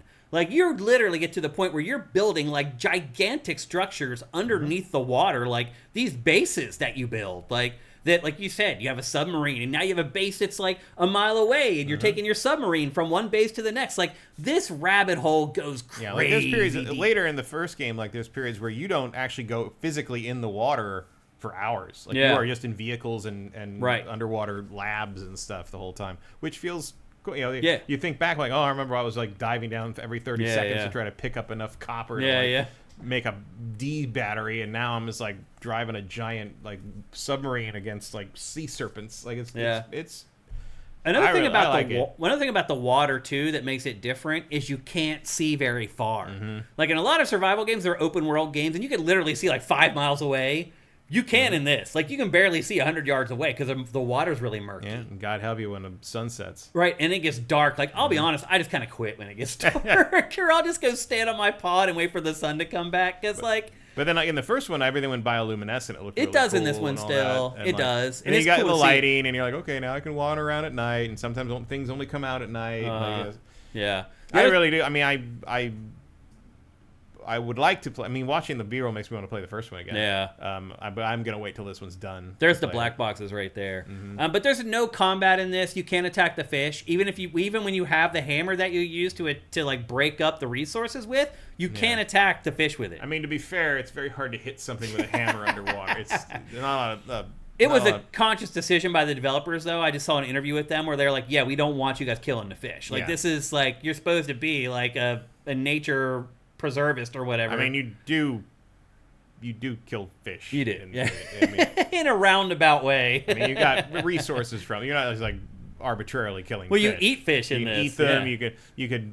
You know, those damn ones in the first game that just see you and run at you and blow up. Like they attack you in this a lot. They don't live through it. Yeah. Like, they'll put like aggressive fish in areas where you need to do stuff. So part of the challenge is you avoiding the aggressive fish while you're trying to complete an objective at the same time. So that's kind of how they mix up the difficulty. But rude, really. Yeah. It's like, I never really died from losing health because it's like you can just swim down and pick up a fish and eat it. So immediately you can rebuild your health. It's from oxygen. Every time I died in this, it's because I suffocated before I got back to the surface. So these are the plants I was talking about that will give you oxygen if you can find them. And a lot of times, if you swim down into a cave to try to find gold or silver, something that's rare, they'll have one of those plants there so that you can kind of get a reprieve before you head back up or whatever. So they do try to find things and mitigate the challenge. And like I said, like, just not having to search for fresh water and food all the time definitely adds some quality of life improvements to this franchise for sure. So I guess what I would say is if you played the first game and you liked it, you're going to love this one. Like, it really does sand down some rough edges from the first. It has all the great stuff that you liked about the first game. It also looks like it has more scope from the beginning. Like, I can already from the beginning with all the crash stuff, I could tell, like, oh, this is bigger. Yeah, it definitely is, for sure. And I would say if you're like me and you did not particularly enjoy the first game, the changes to this are not drastic enough to change that. You still spend the bulk of your time swimming around looking for a very specific resource that you need to make that thing in the fabricator. And until you can do that, you get stuck. Like, you can't do much of anything else until you figure out how to get that resource to fabricate that next thing that you need. That, again, is the next domino that falls to knock down the next domino. So here you're seeing, this is one of those plants I was talking about where you touch it and you get a new ability. This is brand new to this game. This wasn't in the first game at all. And this gives you like permanent ability upgrades. I think this is the one that gave me the ability to eat fish while I was underwater. Yep, right there. Yeah. Adds enzymes to your stomach lining. You're basically taking on the alien DNA when you touch one of those things and learning their abilities that they used to build their society underwater, which is kind of cool. So that's a good like twist to add to it, which wasn't in the first one. Yeah. So there are tweaks and stuff like that, but the core of the game is still the same. It is still a survival game where you're managing 3 different needs. And again, you can turn that off if you want to. And for most people who don't like survival games, I would recommend that 100%. Turn off the survival stuff. Yeah, because I'm not here to drink all the water. I'm here to explore the thing. Yeah. I want it, like, that's the thing too that's kind of infuriating about this is like, you see stuff way down deep, and you know you can't get there. So I think it's supposed to motivate you to build your sub and to expand your tank or whatever. It just pisses me off. I'm just like, I want to go down there, and I can't. So that's Subnautica 2. I don't know if there's a whole lot more to say about it, honestly. Probably not until it's finished. I mean, the one thing I will say, too, is that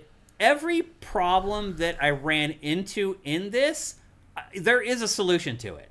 Like in the game. Like, for example, like there are beacons in this game eventually. You get the ability to leave a beacon. So that would solve your problem of like forgetting where a landmark is underwater. That's another thing in this. You'll find something like a mile away from your base and you have to leave. You need to go back. And you can't remember where the heck it was. Yeah, dropping beacons was a big part of the first game. Yeah. And so I haven't got to that yet in this, and that would make things a lot easier, I think. But the other, like I was saying, though, anything that you come across, you're like, this doesn't make sense. That doesn't add up. This is wrong. You'll discover the developers have thought about that, and there is a fix. You may have to wait for a while to get the fix. It may not be immediately available at the beginning of the game, but you'll eventually get it, and it's there. So this is a game for a very specific type of player, for sure. But if you are that type of player, you will play this for the next like 3 or 4 months. Although the wide success of this indicates that there's a lot of that specific type of player. 2 million sold in the opening weekend. I mean, survival games are very popular. They are. Not with me, but with a lot of people they are. I've tried, like I tried to play what was that, Valhalla or I just don't. I try them all too. I don't like building bases. Me either. I don't think that's interesting. I think younger people like that, enjoy that more. Yeah, most of the because we've done it. We've had Lincoln Logs and Erector sets. I mean, I have a lot of friends our age who play these, Valheim and all this stuff like forever. But like, I don't know. The same way I don't care about the building stuff in the Bethesda game. It's just not an interesting thing. This game, you can obviously build very elaborate things if you want to, but it's very easy to put the habitat stuff together. Just throw the rooms together, connect them up with hallways, and put a door on it, and there you got the thing you need. You don't need to get fancy with it. Yeah. They all kind of snap together, like all the parts. Yeah, and so many other survival games have like ways for like things can like destroy your habitat or attack you or something. That doesn't happen in this game. Or like Valheim, like if a part of your base gets busted up and it's like the game is kind of janky, so it's like trying to replace that one part that's broken, doesn't line up right. Like this game solves all that stuff too. Like everything snaps together the way it's supposed to. It's all user friendly. Yeah, there's an elegance to this game that I think is rewarding if you can stick with sort of the basic ideas of it. Yeah. But it does not transcend survival games. Like if you've hated survival games, you're not going to like this one. But it is, again, very important to note that you can turn that off. Yeah. Yeah. You can turn off the thirst and the hunger and all. You can just play it as an exploration game if you want, and that is also fun. Here's the message you get when you get to the edge of the world. Yep. And that's like when you land, that's the one thing that you see. That you're like, oh, I got to go check that out. You can't go there. So, well, it's like you can go there. You just can't really do much there. No, you can't. They stop you from going. Really? That message comes up. Because that message says you can go there. Oh, really? Yeah. I thought it stopped me from going any further. Look at it. Interesting. I mean, the text says base building and stuff is disabled in this area because it's not finished. But so explore at your own risk. Oh, it said. I missed that. So anyway, that's Subnautica 2. It's $30. I think if you like these types of games, it'll be worth its weight in gold. It's one of the better survival games on the market for sure. And I do agree with Matt that the fact that it's kind of set in the ocean and in the water, it makes a big difference. Yeah, it's definitely a more interesting take on the concept. There's a tranquility to this game. Like, I'd be playing it, and my wife would walk in the room, and she'd be like, oh. Like, it would catch her eye and be like, oh, it's so... And the music is very... it's a mood, for sure. that other survival games do not have. It makes me think of Echo the Dolphin a little bit. A little bit. Both in terms of like the setting and sort of how pretty it is, and also that it's like, oh, this is actually brutal. Like you want to kill me all the time. Like, because Echo the Dolphin is a pretty hard game. It's really hard. People don't remember that. I remember it. It's like impossible. I don't think I ever met anybody who finished Echo the Dolphin. I finished Did it you? several times. Yeah, it's hard. I loved it. I don't think I ever finished the second one, but I finished the first one once on Genesis and twice on Sega CD, because I like Sega CD version more because it had the better music. No, I remember it turns into a horror game at the end of it. It really does. That's part you're fighting aliens. I've only watched Let's Plays of people finish it. I've never finished it That was myself. one of the biggest scares I've ever had playing a game, was playing the Sega CD, because I played the Sega CD version first, I think, and I was playing it, and I was with my friends. Like we were all playing at my friend's house, and I was just swimming along, and for whatever reason, I came into the big chamber where the blue whale is. And suddenly the blue whale was there, and I go, ah! And I dropped the controller. I was not ready for a whale the size of like 3 televisions to be in there. Yep. It's a great moment in games, but most people never made it there. No, it was hard to understand how they get the game started. Yeah. Because you're just swimming around. What do I do? And you have to jump as high as you can, and then the aliens suck. That was a trick that everybody learned. Yeah. It was like you just basically were supposed to play with it until you figured out what you're doing. Yep. Genesis expected you to get there all by yourself, and a lot of times. Yeah. Remember that X-Men thing? That was the same deal. You got to reset the It says, "Oh, we got to reset the computer." It means you physically got to reset the Genesis. Any other time that would reset your progress in the game, but on X-Men, not that one. That's how you get through that level. Yeah. And that was really stupid. It really was. So this is $30. It's available for PC and Xbox Series. But here's the thing. It is also on Game Pass this month. So we just reviewed Forza Horizon 6, which we recommend. It's interesting that an early access game is on Game Pass that way. Yep. But it is on Game Pass, and there's like 4 or 5 really, really good games, new games on Game Pass this month. So that's how I'd recommend you play it. Because it's $23 for Game Pass Ultimate for the month. I'm going to recommend you wait until it's finished, but probably, especially for a game like this where like progress is an element and difficulty is an element. Like again, I cheated playing this game, so I ended up like seeing some other stuff that kind of spoiled stuff. Like it does seem like this early access version is big. Like it goes on for a long time, so you are going to get your money's worth even from this early access version. But they will keep adding stuff and improving it and tweaking it as they go. So. If you're a survival game fan, go buy this game. I think you're going to love it. Like, it's probably one of the best survival games on the market. And even though it wasn't casual enough for me, it is definitely more casual than most. it will make it casual if you turn the survival elements off. For sure. Let's check in with chat and see if you guys have anything to say. We have a lot of PC gamers who are fans of GameFace and SIFTD, so maybe you guys are giving this a whirl already. AJ the Watson. Okay, that's from earlier discussion. Scroll down here. Cinetype says I've seen other game preview games on Game Pass. Yeah, there's been a couple. Yeah. Squishy Muffin likes my PS2 cap. Thank you. We talked about that to start the show. It's like 20-some years old. It's only the second time I've ever worn it. Cinetype says Manor Lords, for instance. I've not played Manor Lords. Have you given that a go? No. I haven't tried that yet. It was kind of interesting. It was a flash. It was a thing for a minute. Yep. Heath Demon says, "Sounds like you had a whale of a time, Matt." LOL. Ilya GX. These games are really fun in co-op multiplayer. Great hangout games. Yeah, I haven't been able to play this in co-op. Was the first one co-op? I didn't think it was. Yeah. I think it means just survival games. Oh, just survival games are very co-op oriented. Yep. Ilya GX. It definitely sounds like Shane doesn't like this game genre. You're right. I don't. I've said that like 20 times in the last 20 minutes. Half the fun is exploration. Yeah, I don't find it fun. Just because it's like the other thing is like you see the same stuff over and over again. The same fish, the same titanium clusters, the same resources, and then you're just looking for that one thing that is not normal, and it takes a long time to find it. And I just don't find that fun. So, I don't begrudge anybody else for thinking that is fun. It just isn't fun for me. Joaquin Dragoon, only survival game I play is a vampire one, and after a while you become uber powerful. What's the vampire survival game? I don't know. I don't either. What else? I feel like I should know that, but I don't. Squishy Muffin asks, is Below Zero worth playing in the meantime? Unless he means Vampire Survivors, which is not a survival game. No, in the way it just has it in the title. Yeah. I think Below Zero is worth playing. Absolutely, it's more Subnautica. I never finished it. I don't remember why. I think I just got distracted by stuff, not because there's anything wrong with it. Yeah. And Squishy, just to expand, I see your comment there, not compatible with survival games more than a problem with the game. I'm not saying that there are problems with the game at all. I'm saying that this is the type of player that I am, and some of you may be like me, and as somebody who may be like me, you're probably not going to enjoy this game. That's all I'm saying. Although, again, turn off the Turn all survival that stuff elements, off. and that makes a big difference. It does, yeah. And then it's just basically like a building app, basically. An underwater building app. If all you have to worry about is your oxygen, it simplifies what you're worrying about a lot. Yep.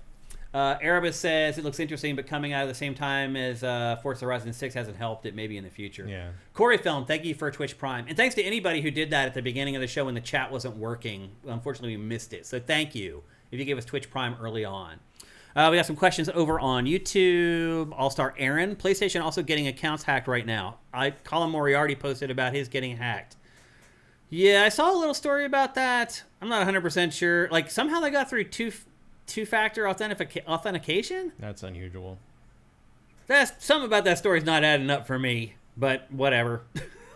Warblade. Hey, at least the next gen is open for the taking. Is it?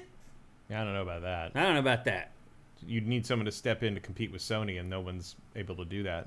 I mean, it should be open right now with a $900 console, and it doesn't seem to have changed anyone's behavior. So, yeah, I don't know. Leonosaurus says, waiting for it to leave early access before I dive in. Love the first two. There's just one Subnautica. Below Zero is pretty much. Is it like a standalone, basically? More or less. Gotcha. Yeah. Okay.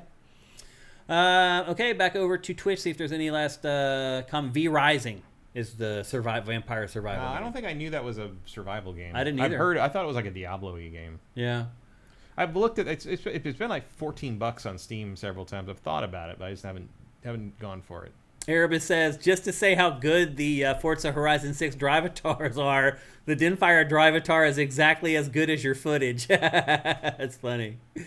Yeah, Subnautica 2 has 4-player co-op. I mentioned that, but I haven't been able to play it. I tried to match up, and I couldn't match up with anybody. I had a very short window to try to do it, so I wasn't able to get it done.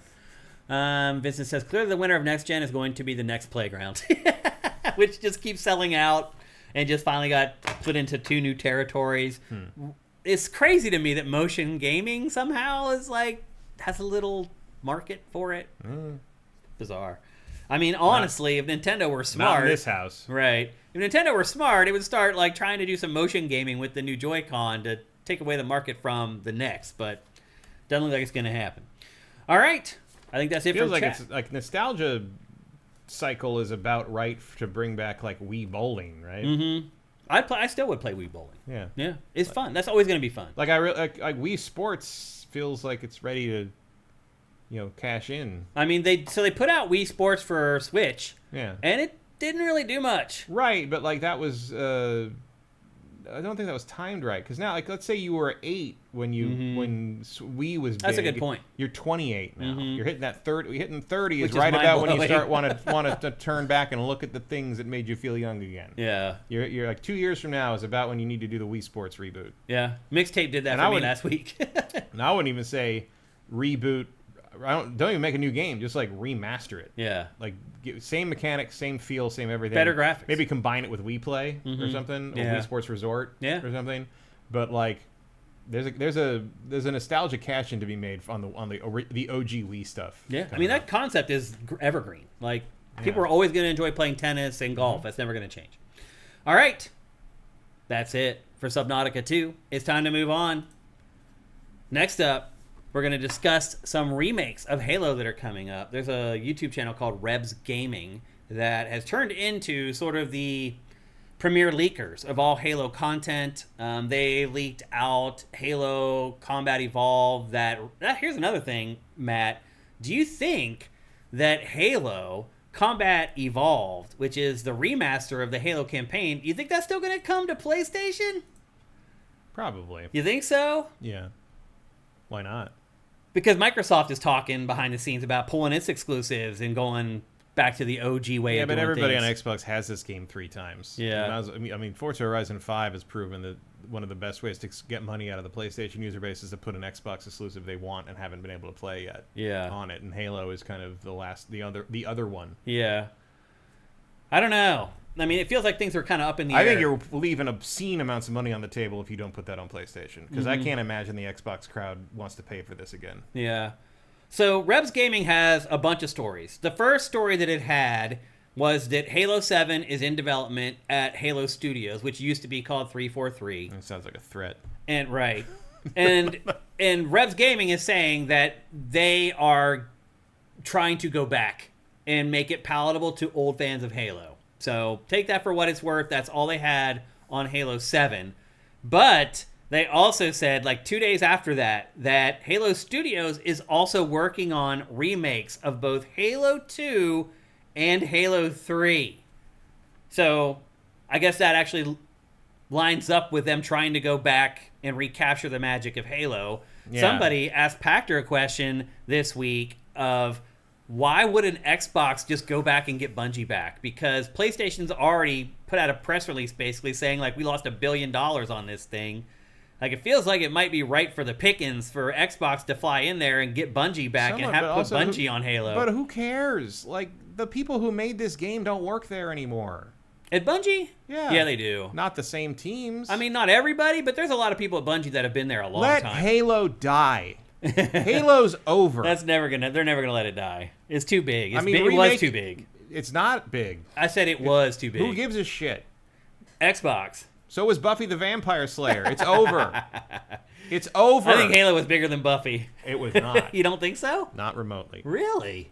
Worldwide? Absolutely not. Interesting. I would think Halo would Halo probably made more money because it costs $60 to buy it versus it's free to watch UPN or whatever network it was on. Whatever it was on. WB, I don't remember what it was on. No, Buffy was a bigger phenomenon than Halo, no question. Which do you think needs remade more? Halo 2 or Halo 3?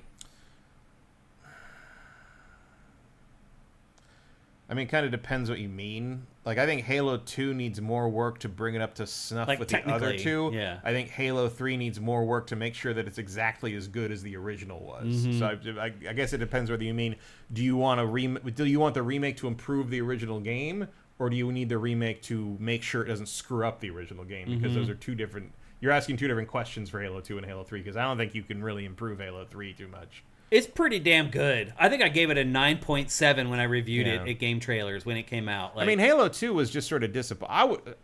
Came too fast. Personally, I would argue you don't even need to remake Halo 2. You just need to fold Halo 2 into Halo 3. Yeah. It should be one release. No, you're right. Because Halo 2's campaign is barely an act. No, you're right. It does. Halo 2 does have one of my favorite moments in all of the gaming I've ever experienced, though, which was in the scene where the bit where you're fighting the walker, and you have to jump from the bridge onto the walker, and they play the Halo theme with the Steve Vai guitar. Yeah. When I finally realized, I guess I got to jump onto this thing, and as soon as my boots hit the deck of the walker, Steve Vai's like solo kicked in, and I was like, "Oh, this is the greatest thing I've ever done!" Like it was like flawlessly choreographed with the music, and I've never gotten it to work that way ever again. So that was sometimes it just so happens. that's one of my favorite moments in all of my entire history of playing video games was that. But the rest of Halo 2 was just sort of like, what was that? Yeah. Like what happened? And then the Halo answer. 3 delivered on it. But like I feel like if you were going to do that remake, you make Halo 2 and 3 one package. Well, like the answer to my question is Halo 2 absolutely needs some more work because it was not, as to your point, not a full game. It was Microsoft being like, "Hey, this is all we've got." Yeah, and it didn't even have that Battle of Mumbai demo they had at E3. That's not in the game. I know. Microsoft was basically like, "This is all we've got. We can't wait." Restore that. That would be something I'd say. Was put that back in. Right. Game. But Microsoft is like, "We can't wait for 3 years for Halo 2. We need to strike while the iron's hot. Everybody loves Halo right now, and if we don't get Halo 2 out in time, Xbox is not going to be successful." They did get Halo 2 out in time, and it still was not successful. It still did not do well. It was the 360 that did it. I mean, I understand they're probably not wrong conceptually that needed to happen faster. I mean, they did get multiplayer going for Yeah, Halo I mean, 2, and that probably made it worth the release. It was probably ultimately. important. Also, I think one of the reasons Halo 3 is as good as it is because they learned a lot from Halo 2 and contact with the enemy and online play and all that. So, I think Halo 3 took a lot of lessons from Halo 2, and both technically and materially, and that's one of the reasons it was so good. Yeah. But I think if you're remaking it, I don't think I would want to try to sell a remake of Halo 2 on its own. That's probably why the Master Chief Collection is what it is. Yeah. Halo 2, I don't think Halo 2 feels like buying half an act 2 of a bigger series that you don't really want to play this part, but it's part of it. I think you fold Halo 2's remake in with Halo 3 and just call it like Halo Finish the Fight or some shit. I don't know. Do you think it's interesting that like nobody called Halo 2 out back then? Like it got sky high review scores, everybody played it and loved it. Like now in hindsight, it's obvious, but I mean, I think it's Metacritic is like a 96. I played it in co-op with Jason Chung. It was right after we moved here. Yeah. Not too long after we moved here. And I remember we finished that. We're like, that was it? Yeah. Like, the game's over. Like, that was the game? Well, playing it cooperatively, it'll go faster, And I remember too. being shocked at how much you didn't play as Master Chief. Right. Yeah, there's the whole flood thing and all that stuff. Yeah. It was, but people didn't complain. People loved it when it came out. And I do think that online multiplayer spackled over a lot of the campaign stuff because people were just like flipping out. They're like, oh my God, I can play my buddy like 3 towns over in Halo. Like, I think that satiated a lot of people and gave them a more positive impression of the game. I mean, I could not believe that half the game you didn't play as Master Chief. Like, the Arbiter was not an interesting... I don't think the guts or stupidity. The Arbiter did not get interesting until Halo 3 to me. For whatever reason, it was easier to kind of grasp what the whole Covenant thing was. Like, trying to personify the Covenant, I think, was sort of a... I mean, it's probably inevitable, but it also felt like kind of an error where, like, demystifying the Covenant felt like it sort of robbed Halo of part... I mean, Halo had sort of a mystery to it. Yeah. Like, what are these... Why are these things doing this? Like, why is this happening?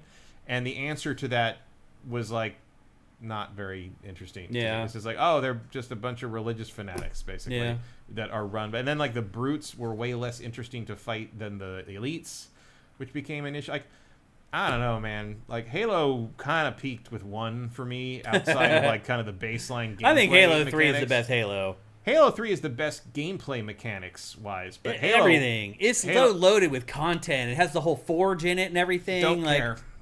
I'm talking pure. Halo to me is purely the story and the campaigns. I don't care about the multiplayer. Okay, well you're speaking for yourself then, not everybody else. But I always speak for myself, not for everybody else. And Halo 1 was the most interesting because it was the beginning and it had the most it was the most revolutionary and it also felt like the biggest potential. And I don't think the way they developed the story of the Covenant going forward was particularly interesting. And I agree with that. And I think taking the elites away as your primary enemy was a huge mistake because the brutes are just bullet sponge, boring ass gorillas, basically. And then once you get past Halo 3, fuck all those games. They're all Halo 4 and 5 are terrible. Yeah, I wouldn't call them terrible, but they're definitely below the standard. The Prometheans are some of the worst enemies ever put in a first-person shooter. Well, I hated how you had to fight like 2 at once. Like you had the smaller one that was like the symbiote of the larger one. You had to take down the smaller one to make the larger one weak. This you got to hit the bullet sponge to expose the weak point guy who is also a bullet sponge, and then goes back in him, and then you got to deal with the invincible one. Like, just hated it. I mean, 6 was better. Like Infinite was better, but like it still wasn't good. Like let it die. There's some people who still like it, like they don't want it to die. Well, Speaking of not letting it die, they got 7 games to play because the best one is actually ODST. Right. Speaking of the next one, Halo 7, or what? Maybe they have a subtitle for it or whatever. I'm sure they'll call it something else. Yeah. What do you think is the right move for that? So what about the hypothetical of getting Bungie back to work? I think the right move is don't. There is no right move for Halo 7. Do you think so? Halo's over. So you mentioned that PlayStation owners are excited to play a Forza game because they've not been had it, and you kind of mentioned the remake of the first Halo would be exciting for them. Would not Halo 7 not be exciting for them? Not if they haven't played the other 5, probably. Yeah. You feel like you're missing something. Yeah. I think a Halo game on PlayStation will be a big deal the first one, and then it will start to lose its steam after that. Yeah, I mean, I think the first one would be a big And that's deal. going to be the first one. So I think there'll probably be a pretty big audience for Campaign Evolved. Yeah. And I think if they start Also, to that release... one's interesting because they are going back to the drawing board. It's a full remake and reimagining of the whole thing, which probably I imagine it won't be as boring as going to the library the second time. But, like... Well, I think a lot of people, if you ask them, like, well, what do you want to see in, like, Halo 7 or whatever, I think a lot of them would say, well, I want to see a return to, like, Master Chief and Cortana. But, like, that was Halo Infinite. Yeah. Like, they were both in that. Like, it's not like they've strayed away from the core narrative of Halo or anything. Well, like, the core narrative of Halo ended in 3. Right. That's the problem, is it's over. They've been scrambling since. There's nothing else to do here. Like, the core narrative was over in 3. ODST was an interesting side story, and Reach was a good prequel. Everything after that is terrible. Like, in terms of narrative and how you change or expand or explore the world. Like, none of that is interesting. Yeah. The Promethean stuff is not... It's another... Like, we've already done the Forerunners, and now we have other Forerunners. Right. And now we did... Who fucking cares? Like, and I don't think in a modern era you're ever going to get past the fact that Halo doesn't aim down sight. And if you do change it to aim down sight, all the purists hate it. Oh, then it's not Halo. And if you don't aim down sight, all the Call of Duty bros hate it. Yeah. So you can't please enough people to make it the juggernaut it used to be. Yeah. Look, I don't think it'll ever be one of the biggest franchises in the industry again. No, definitely I mean, not. it definitely enjoys being the first really good console shooter. And as long as Microsoft keeps expecting it to be that, they are going to continue to be disappointed by it. Mm-hmm. Like, if you scale it back down and make it something else, I don't know what you do. I would simply never make another new Halo game again. I would remake 1 through 3 forever, and ODST and Reach forever. Personally, I would be happy if Bungie started making Halo again. If only because Bungie's gunplay is just sublime. And to get that, and to be fair, like, they did a decent job replicating it at 343, but they didn't nail it. And so I would love to have their gunplay back in Halo again. I also think they have a pretty good idea of what it is that makes Halo tick. But one of the reasons that the gunplay of Bungie works is because they were able to incorporate aim down sights. Mm-hmm. And, like, that's one of the things that'll never be in Halo. It's one of the things that feels really good in Destiny. It's one of the things that felt really good in Marathon. Mm-hmm. And you can't put that in Halo or it's not Halo. Yeah. Or you can, and then everybody gets mad at you. Right. So it's over.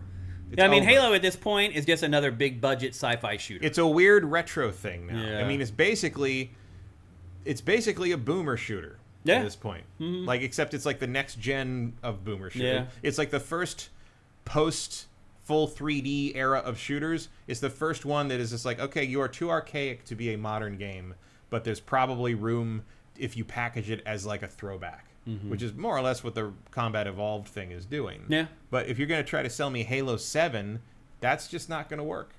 I don't think that's going to work. Unless you scale it way back, if you don't expect it to be the biggest multiplayer game of its era, and you scale it way back to feel more like, I don't know, like a Space Marine 2 sort of thing maybe. But I cannot imagine Microsoft being self-aware to know that. Yeah. Well, I would definitely prefer if it were Bungie making Halo 7 instead of 343. But I don't think it's going to happen either. I don't even think Microsoft would be interested in it, honestly. I don't think Bungie would be interested. Because I don't think PlayStation's going to sell Bungie for less than like $2 billion or around there, and it's not worth it. I mean, if that's how they're pricing the PlayStation Pro, I can't imagine they're going to price Bungie. That's a good point. I just don't think that whatever PlayStation would be... $900 billion. The other thing, too, is I don't think PlayStation would sell Bungie to Xbox. I guess it's its biggest competitor because it doesn't think it competes with Nintendo. And why would you want Bungie now?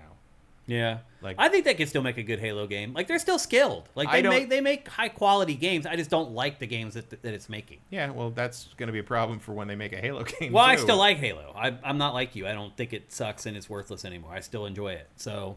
And I do think there's a lot of people that agree with you. That's kind of what I mean. Is like, I don't think 343 makes good Halo games, but I don't think it matters whether you make a good Halo game. Halo's over. People just don't care about it anymore. No one cares about Halo anymore. Not to the degree that Microsoft wants to spend the money on. Microsoft wants it to be 10 times bigger than it will ever be again. That's the problem. Is like, they are not scaling. Well, that's definitely delusional. Yeah. I mean, just to think that the industry would be the same as it was back in like 2001. Yeah, I mean, they're doing the thing like that Square did with Tomb Raider. They think it's going to sell 10 million copies, and it's never sold more than 3. Yeah. But now, like, what in the world would you do to get anyone excited about Halo 7 to the degree that you could sell 20 million copies of it? You'd have to promise that Master Chief dies for good or something like that. You have to have some kind of a gimmick, and that's pretty much it. That's the only thing you could do. But I don't want that because it just means I'm not going to play as Master Chief the whole time again. Yeah. I don't know what you do with it. You're just like tap dancing at this point. You're just like trying to distract me from the fact that the fucking story ended in Halo 3. I think going back to the original topic, I think that says that making remakes of the original games is the right thing to do. Absolutely. Remake the good ones instead of making new ones. The only thing that if you put a gun to my head and said you have to make a Halo sequel, I would make Halo 4. We just wipe everything after 3 out, and we start fucking over. The last line in Halo's canon now is "Wake me when you need me." Yeah, and we're gonna come up with a better fucking reason to wake him up. Yeah, that's not a bad idea. That's it. That's not a bad idea. Do what Neil Blomkamp was going to do with Alien and just make a sequel to Aliens and ignore all the garbage that came after it. Yeah. That's if you force me to make another Halo game, that's what I would do. I would just erase the 343 era. Okay. And start from maybe that would be what Bungie could do. Come back and then pick up where you left off. Yeah. Because that's what happened. Yeah. Yeah. Pick up with call it Bungie's Halo from now on or whatever. Yeah. The Bungieverse. Yeah. That might make sense. CFHX over on YouTube, we have a super chat. He says, great show again, boys, but completely republish GameFace as a new video on YouTube. Have a better chance with the algorithm.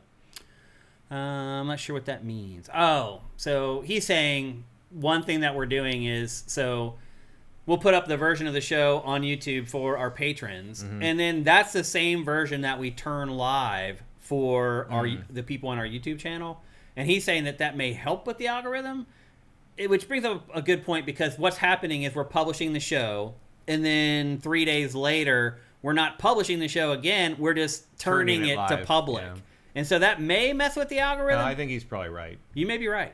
But see, the other part of it is like, for people who send us review code, we need numbers so they can say, hey, it's worth it for me to give Shane review code because people are watching their reviews. And so if you take away all the patrons and everything that watch the show at first, you take away that view count, then the total view count for the episode is lower. So that's why we do it that way. That's the only reason why we do it that way. Could you publish it in addition to making it live once and just see how that behaves? You can. Just do both 1 week and see what happens? I could, yeah. Maybe that's worth trying. Because if it's the algorithm, then it doesn't matter if the other one's also up. Yeah. People will see one or the other. That's true, but you're right. Maybe more people will watch it because the algorithm's being friendlier, and losing those views from patrons won't matter. Well, I mean, that's what I mean is like, keep it the way you normally do it, but also publish it separately as a new video and see if that new version does anything. It's worth considering. Thank you, CFHX. Appreciate it. Thank you for the super chat.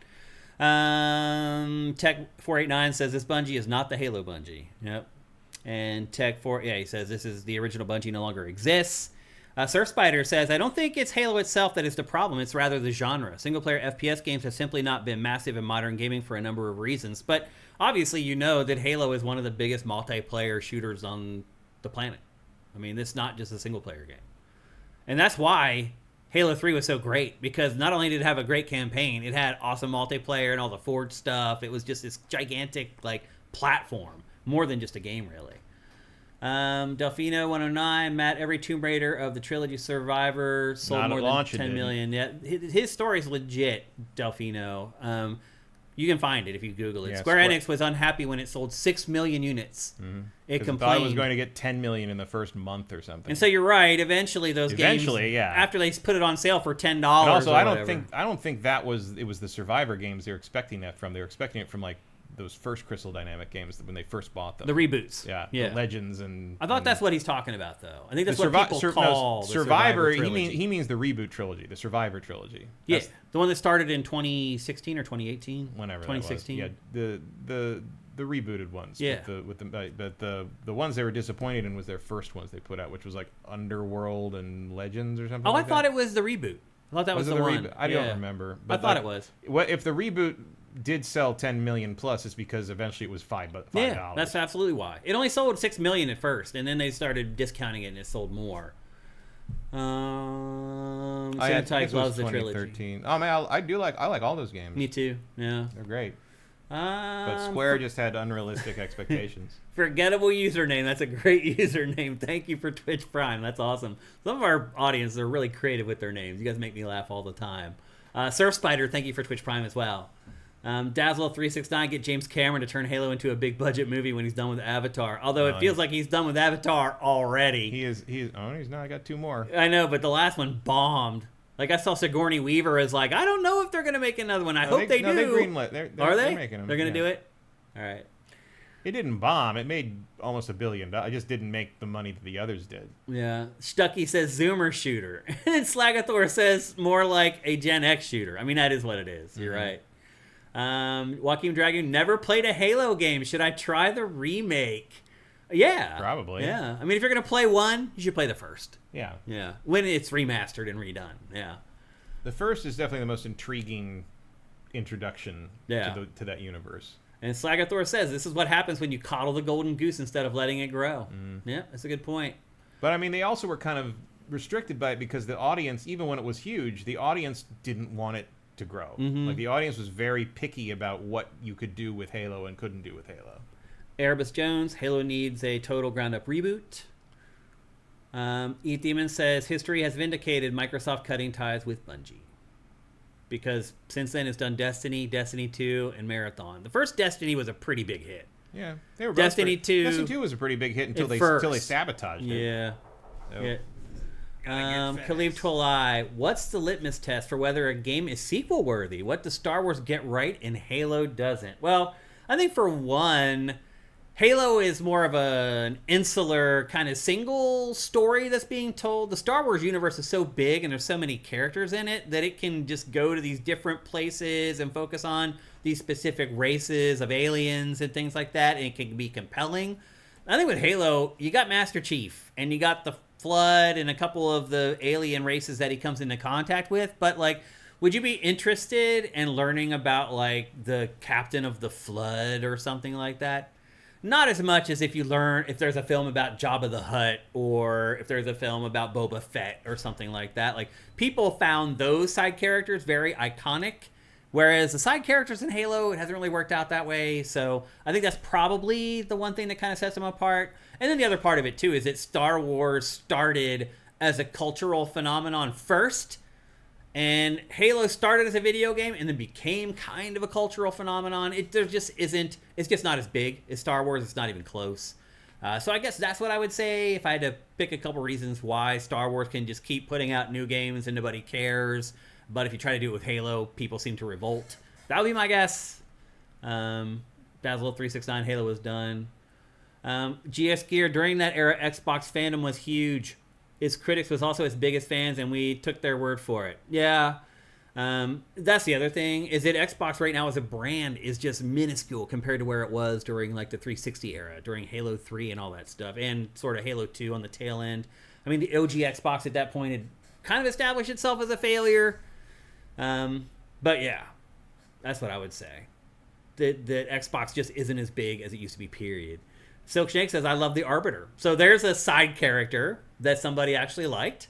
He said that's why I kept playing 2, although I was a kid. Yeah, a lot of you guys were probably kids when Halo 2 came out. I don't think the Arbiter had a lack of focus. Yeah, that's true. Yeah, he was a big part. Bless you. I mean, it helps it was Keith David. Yeah. Zed Saber says, the first time I played Halo 2, I didn't realize the Arbiter could cloak. So I played his levels without cloaking and wondered why it was so hard. Tech489 follows up over on YouTube with, the problem is that the Halo name outlived the game's run. Yeah. And then the TV show came out, and that didn't really revitalize people's interest in it because it wasn't very good. Like, everything just kind of worked against it ultimately. So, yeah. All right. That's going to do it for Halo 2 and 3 remakes and Halo 7. Next up, we're going to talk about Directive 8020. It is the next game in the Dark Pictures horror anthology that is owned by Bandai Namco.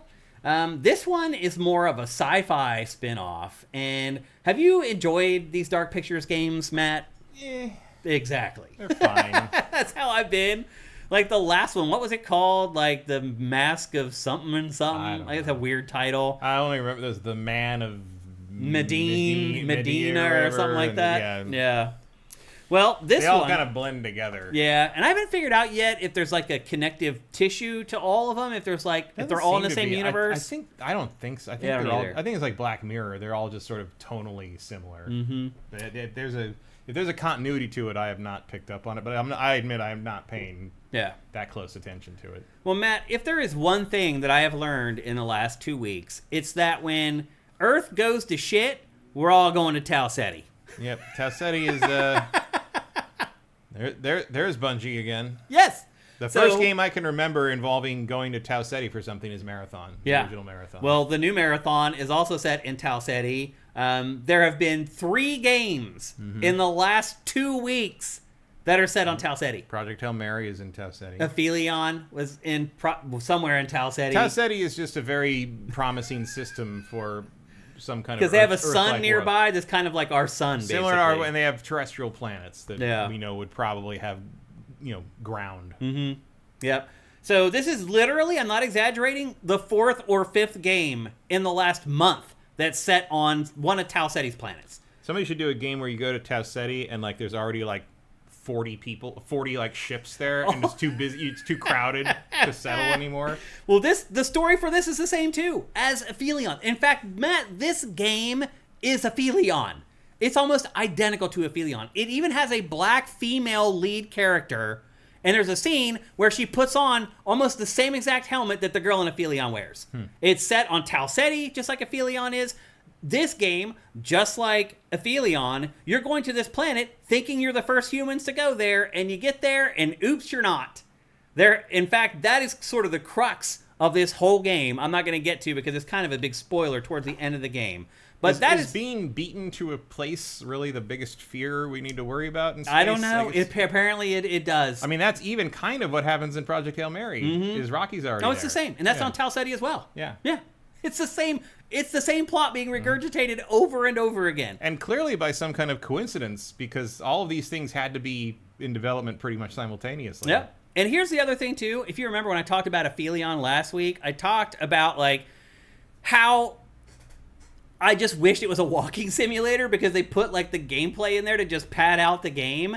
And I wished it was just an adventure game where you just experienced the plot and maybe did a couple mini games here and there. That's actually what this is. This is sort of the walking simulator version of Aphelion, except they also jam needless gameplay into this, and it's also crappy stealth, just like Aphelion, where you have no indicators of whether the enemy can see you or not, and just flying by the seat of your pants, just hoping you get stuff right. Same thing in this, and that they're way too long, they're annoying, and you wish that you didn't have to do them, just like Aphelion. So this is a little bit more like a walking simulator adventure game, but it's not. It's still, they try to jam in gameplay stuff, and that's new, by the way, to Supermassive. Supermassive never had a stealth engine in its games before. This is brand new for Supermassive, the developer, and for this franchise, to have actual gameplay in it. Now, the rest of the game is mostly walking around, fiddling with terminals, talking to people. And what you will remember about the Dark Pictures franchise and Supermassive is that their games are all about this, what we're seeing right now, making really, really tough decisions. And then in the past, you had to live with those decisions. All that has changed in Directive 8020. In fact, there's no reason to replay this game. Even though it branches off in myriad directions. There's no reason to do it because you can replay it while you're playing it. Literally, after every scene, you can hit the D-pad, or you can hit the pause button and go to a menu that will let you rewind everything. You can go back all the way to the beginning of the game, even when you're at the end of the game. Now, you wouldn't want to do that probably, but you can. But the bottom line is, it is very granular. Every little tiny cutscene, when you go back and look in the menu, it's there. And you can rewind to that very specific part and basically redo anything you want. If anybody dies, rewind it, figure it out so that they don't die. It occurred to me too late in this game that I could do that. And so the first person that could die did die. But then nobody died in the rest of the game. So at the end of the game, I made it through one of these with pretty much the whole crew still alive and intact, only because of this brand new feature called Turning Points that lets you go back and rewind anything you want to. So in the past, these games had replay value, a lot. Now it's just going to take you a little bit longer to get through the game the first time because you can explore all those trees as you want to as you play through the game. And it does kind of feel like that means more people will experience the whole thing. Yep. Because, like, I've never replayed one of these. Even though, obviously, you're right, that would be a reason to replay it. This game also, it's not online yet, but within a month or so, they're going to add like a 4 or 5 player cooperative to this, where you can all sit online and like choose like which option you want to choose for each one of these. It's weird that they haven't, because that's like the ones they made for PlayStation, for Sony, like I can't remember the name of the thing where you could all log in with your phone and vote on what the choices were. Same concept, basically. Yeah. And that's going to happen in this. It's not available yet, but it is coming. The basic plot for this is you are going to Tau Ceti F. There is a ship following behind you that's full of people from Earth. And you go there to scout Tau Ceti F first. You know is that why your ship looks like it's way too big for 2 people? Yes. It's like people will eventually live there? Well, see, what happens is at first there's just 2 people awake on the ship. And they're there just to maintain, to make sure people that are asleep are getting oxygen and all this. And what happens is the ship is hit by a meteor. And it's still just the 2 people that are awake. There's a guy and a girl that are awake. And they try to handle it on their own. And so they split up and they go to try to fix the parts of the ship that were damaged from the meteor. They get there, they realize, wait a minute, there's like organic material around this meteor. And they split up to try to fix the holes in the ship. And what happens is the girl ends up becoming basically possessed by either the alien or the substance or whatever. And she tries to kill the guy. And you can avoid that if you want to. You can make it so that he lives. I did not. I failed that part. He was dead for me for the whole game.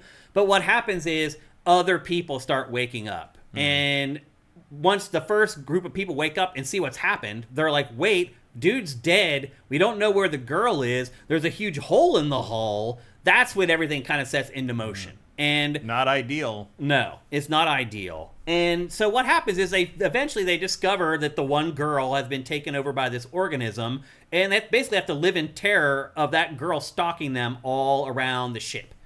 And so that's where the stealth stuff comes into play. So again, this is the same exact plot as Sorrow's. Does she have like superpowers or something? Like she does, okay. Yeah. So I was gonna say you probably win that fight. Yeah. No, she has like she mutates and turns into like this super being, but she also uses like batons and weapons and stuff like that. So that's the first fear, is just her being on the ship. You know that she already killed one of your shipmates. You don't know where she is. She's good at avoiding like the security cameras and things like that. And as time goes on, the alien substance that's on the ship starts like manifesting into creatures, and you don't fight in this game. You never get a gun, you never get a way to attack. You're always running, or you're always trying to hide or avoid the enemies. It's a little bit of alien isolation. That's another. So this game is like The Thing cross with Alien. It's like every sci-fi game rolled into one, because what happens is the alien can mimic anybody on the ship. So it turns into the whole thing where you don't know who's real and who's not real. And you have this scanner on the ship that can tell if you're an alien or not, but it breaks eventually. And so the last sort of act of the game is not like a whodunit, it's like a who is it? Like, is anybody in here an alien? Is anybody real anymore? Do you know? And honestly, you really don't know who is real and who isn't until the end of the game. Like, they kind of hold all that until the end. And is that always the same, or does it depend on what choices you made? I don't know, actually. That's a good question. I don't know. When I got to the end of the game, I did not go back and rewind and play through the whole last act to see how that all changed. The ending in this is a shocker, and I don't think anybody will ever see it coming. It goes far beyond anything I just talked about.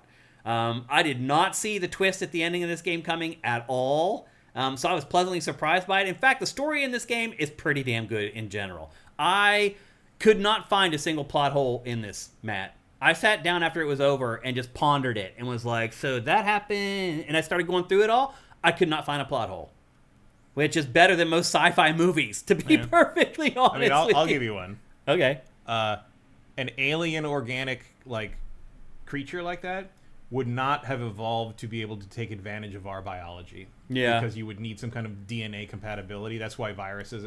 But that is a problem with all alien things ever in the. I mean, you have to make that leap of suspension of disbelief to make these stories work. There are a couple other issues. So, for example, when they finally just first discover that it's an alien life form and they take a sample of it, they take it into the lab and they're killing it with cold. Mm-hmm. But how did that alien get on the ship? It was out in space. Space isn't cold. I thought it was. I thought it was like minus a billion degrees. Nope. As a matter of fact, one of the problems with space is that there's no way to dissipate heat.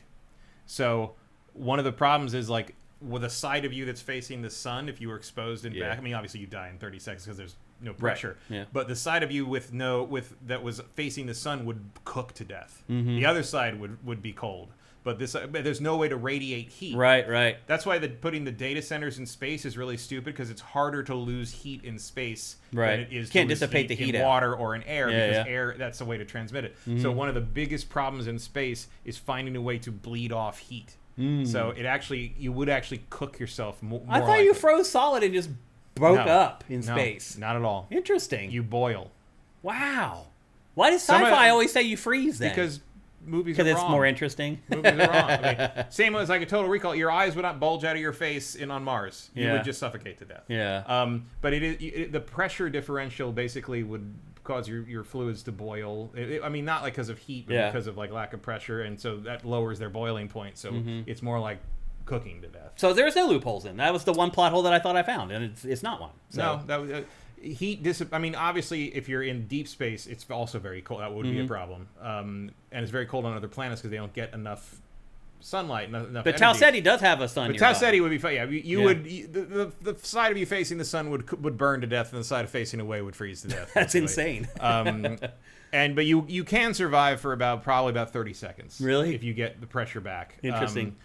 There's a scene in The Expanse that deals with that, where a wire comes loose in a guy's helmet, and he has to open his faceplate to fix it and then close it back up. And he has because one of the things you have to exhale when you do that, because if you hold your breath, you'll burst the alveoli in your lungs because the pressure changes so big, and it'll force you to exhale. You probably couldn't actually hold your breath that long. Yeah. So you have less time than you would have underwater in Subnautica to fix the thing, close your thing, and repressurize. Otherwise, you're in trouble. The only other plot hole that I think I found, and maybe you can dispel this as well, is when the alien replicates humans, it replicates their clothes. Mm-hmm. So one of the characters in this loses an eye eventually, and she gets an eye patch.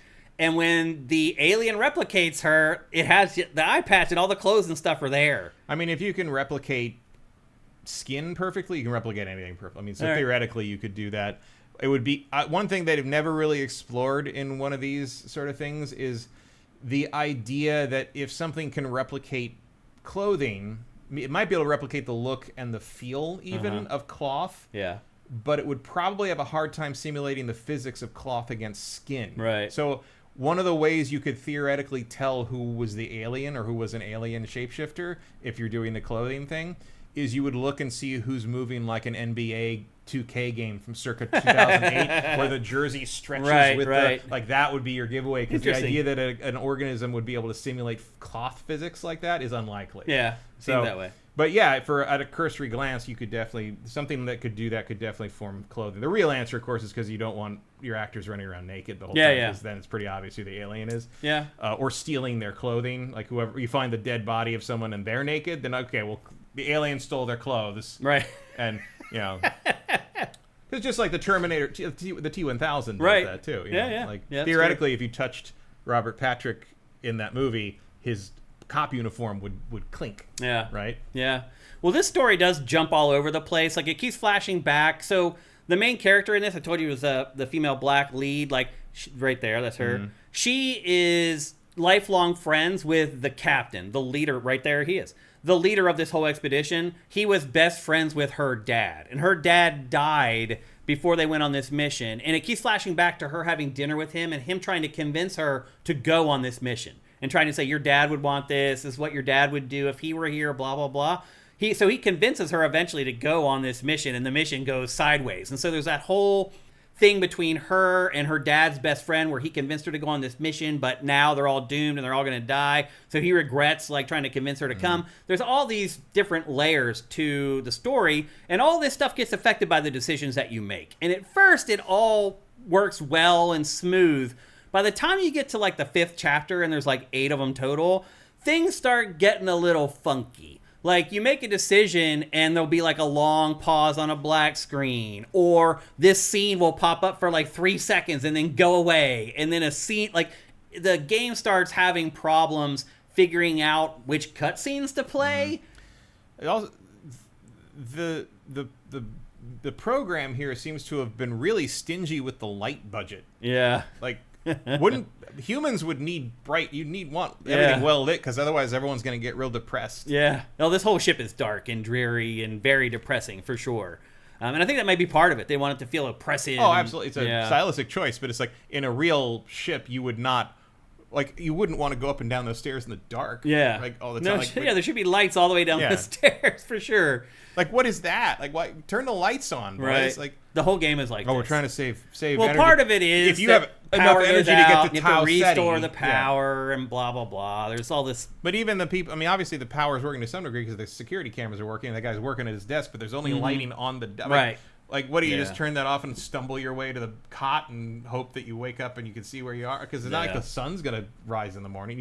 You'd need that for circadian rhythms in a thing like that too. Yep. It takes a while for this to get going. It just looks like all the other like all their games look like this. Yeah. They all look like this. No lighting. It's all dark and gray and and it does take a while for this game to get going, despite what I described with the start, with the meteor hitting the plane, all that stuff. They do love a slow burn in it, Supermassive. But when it gets going. Because they also, like, you end up playing as, like, 8 different characters throughout the course of this. Like, it'll show a cutscene, and then whoever the last person to talk in a cutscene was, now you're controlling Well, you got to leave room for people to die. Yeah. So it does get kind of dicey, like, trying to figure out where people are coming from, what takes place when, and then with the cutscenes, like, firing off, they need to work on this. Like, I think this is the first game from this studio where the cracks are starting to show a little bit. Even in the tech, like, the hair on character models, if there's any sort... Maybe this is why they do this. If there's any light source behind a character model in this game, it looks like they're bald.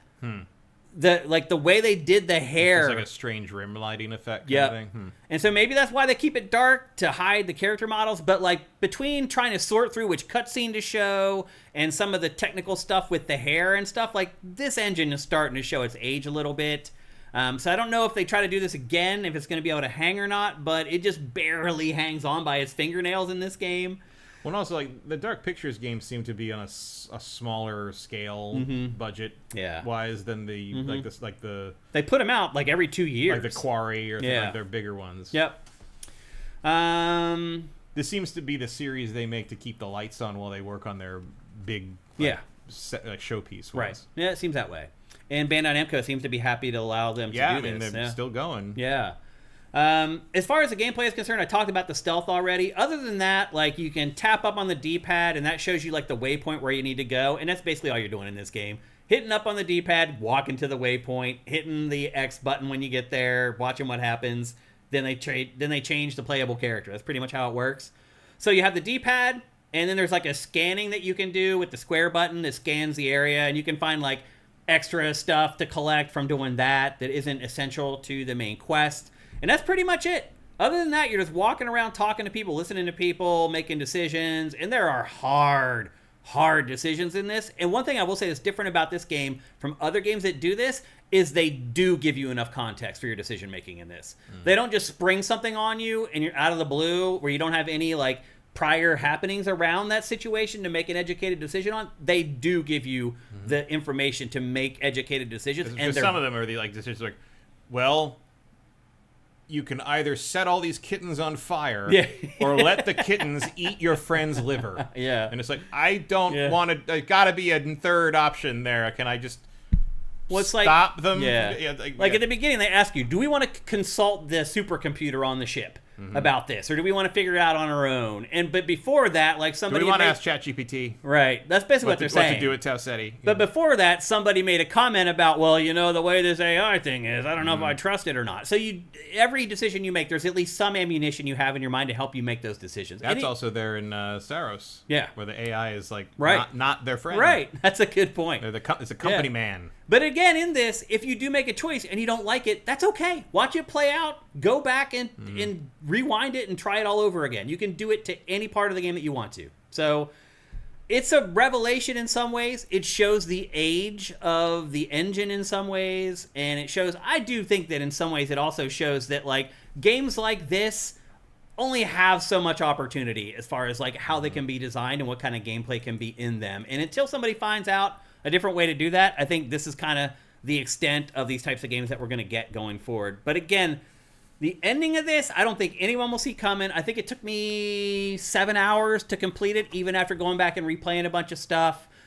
This game... Yeah, because I think these are usually like 4 or 5 hours if you just burn through them. Yep, and this is a little bit longer because you do play more. This game is $50, which is a little on the steep side. I'd be happier with $40, probably. I think I paid 40... I bought like the Season 1 pack of these for like 35, and I felt that was about right. Yeah. So anyways, $50, that seems a little high. I would probably wait till it comes down to 40, but I would say that this is probably the best choose your own adventure game that I've played from these guys. Like as far as like keeping me in gripped and involved from the beginning to the end, being shocked by the ending. It doesn't just rely on like gross out humor and stuff like that like a lot of these games do. There's some of that. This is Unreal Engine 5, by the way. Is it? Yeah. So that's wow. So they screw up the hair so bad. I don't know. Just so that's not even their engine anymore. This is never been their engine. Oh, they've used Unreal the whole time? They switched to Unreal 4, I think, on the second one. I didn't know that. I thought they were using their engine the whole time. But they don't fall. This is like there's no jump scares, cheap stuff to like scare you. Like it's a good game, but ultimately it is kind of a walking simulator. And when you're not just walking around making decisions, talking to people, it's not very fun. It kind of sucks. So I think you kind of reach the law of diminishing returns with these games in general. Like, what else are you going to do after this? Now that you can go back and redo any decision that you make, what else can you do?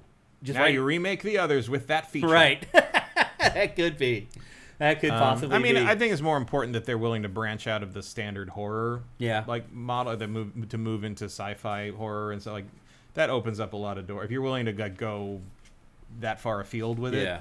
Like, I think there's places to go with it. Yeah. I mean, also, you don't need to play all of these. No. You can just buy the ones and play the ones that are interesting. Yeah, they're not connected at all. Like, it's not like the plots follow from one to the next or anything like that. So, yeah, you can just pick this up. If you've never played any of these games, that's totally fine. You can pick this up, and it's a self-contained plot and everything else. So you don't really need any frame of reference for this at all. So anyway, that's Directive 8020. Let's see very quickly if there's any comments in chat here, because we got to get on with the show. We're running out of time. Let me scroll down. Gotta go way down. All right. Cinetike, as I said, I enjoy this kind of games from time to time. Supermassive Cadence is just right for me. The pacing in this is great. There's no downtime, no time where I was like looking at my watch, being like, okay, get on with it. None of that stuff. Like, it's very well paced, very well written, very well voice acted, like across the board. Like, just impeccable, really. The performances are great. Yeah, like even I don't like all the Superman. I didn't think the Corey was very interesting at all, but the performances are top quality. Yep. Look at the hair in E33, Terrible 2. Unreal isn't perfect. Yeah, that's true. And you're right, the hair in that game is not great. T1000 did close, Silksnake says.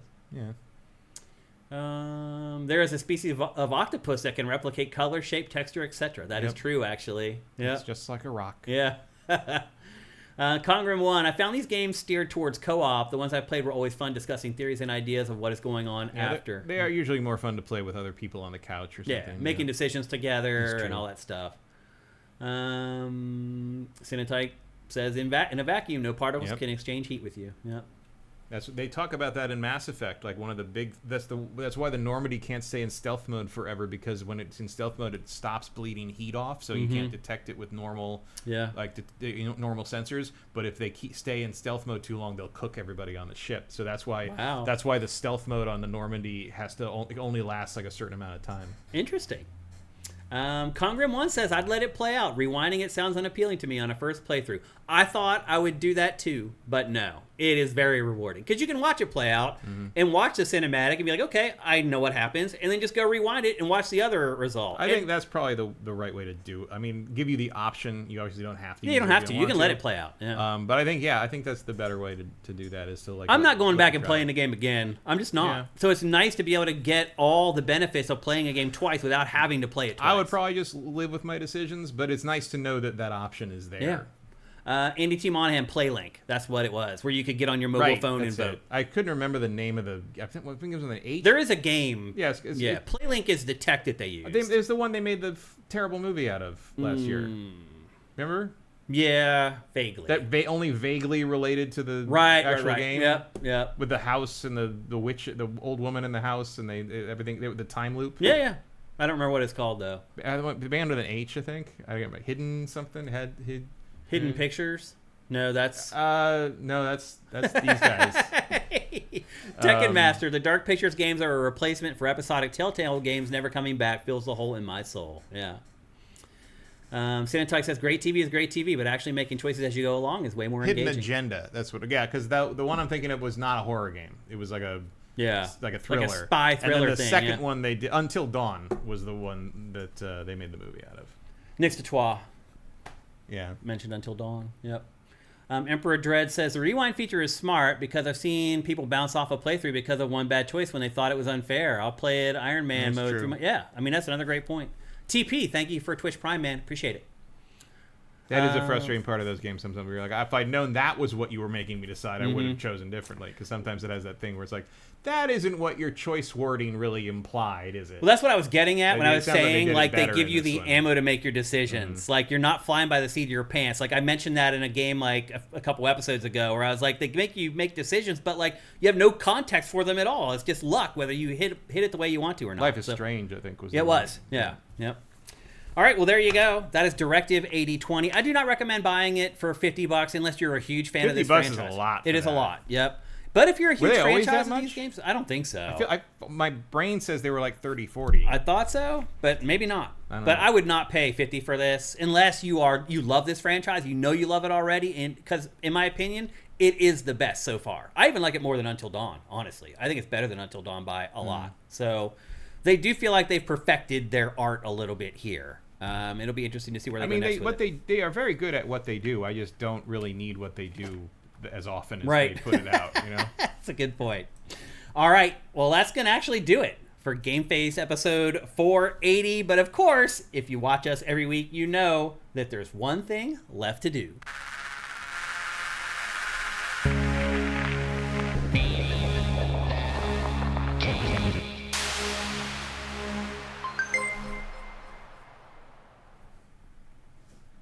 All right, so I've not seen Emperor Gestall 84 in the chat today, so some of you guys may actually have a chance to win.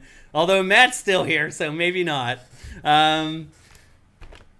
First of all, go to soundwizardry.com. If you have any audio needs of any kind, whether you're working on a film, a video game, a podcast, or whatever, anything with audio, they can make it better, I promise. And they're going to make your work experience better because they are just awesome people to work with and hang out with. Glenn and crew are good people. They do good work. They have done audio on multiple Game of the Year contenders. Go to soundwizardry.com because, again, they are really, really good people. So good that they sponsored this really cool game that we play called Name That Game Tune, where I play 5 sounds from a video game, and you try to guess the name of the game before this guy, or before Emperor... Oh, there he is. He's there. Or before Emperor gets all... He's still lurking about. You got to be on it if you want to be able to beat Emperor Gestall. He's freaking good. So anyway, I play 5 samples from the game. You try to guess the name of the game before this guy. Folks over on YouTube, thank you for hanging out today. Thank you for asking great questions. Thank you for the super chat. We appreciate you guys. But if you want to play Name That Game Tune, you do need to go over to twitch.tv/SIFTD The only rule now is that the chat goes into slow mode. So you can't spam the chat with game titles. Otherwise, you can keep playing every week. We've changed the rules for 2026. All right. Let me bring up Matt's headphones. And let me bring up the Name That Game Tune interface. All right. Matt, are you ready to play Name That Game Tune? Mm-hmm. Are you people ready to play Name That Game Tune? Here's the first sample in 3. Oh, wait. Actually, I need to turn these up very quickly. Let me just turn them up real fast so you guys can hear them well. Okay, now we're ready. Here's the first sample in 3, 2, 1.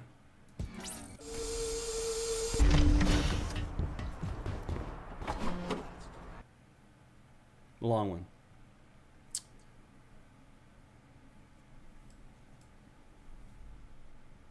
Doom 2016, no. Half-Life, no.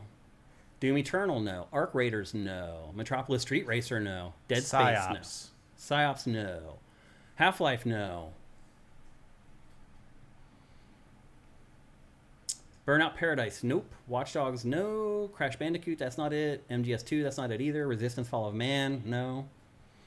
Time Splitters 2, no. XCOM 2, no. Portal, it's not it.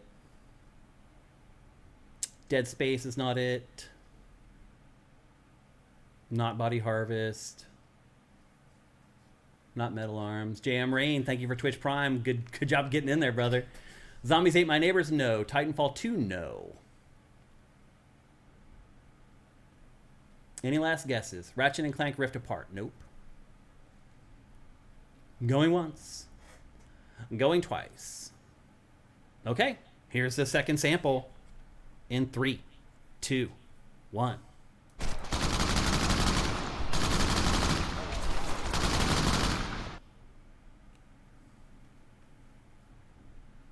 Killzone. Not Killzone. StarCraft 2, no. Serious Sam, no. Jack 3, no. Half-Life 2, that's not it. Killzone. Breach. Not Breach. Oh, I just lost people. You guys are guessing so fast, I gotta scroll out.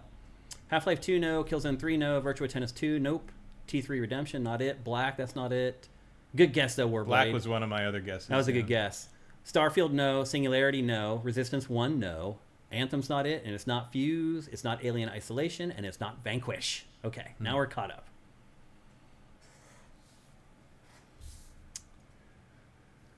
Oh.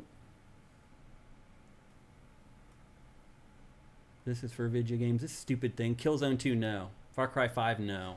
Control, no. Second Sight. No. It's not it.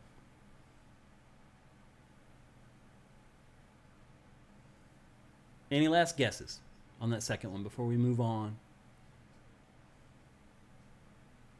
Starhawk, no. Bulletstorm, no. Resistance 2, no.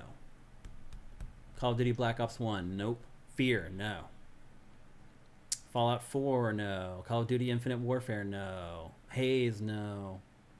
Now you guys are just guessing any game with a gun in it. Yeah. Mag, no.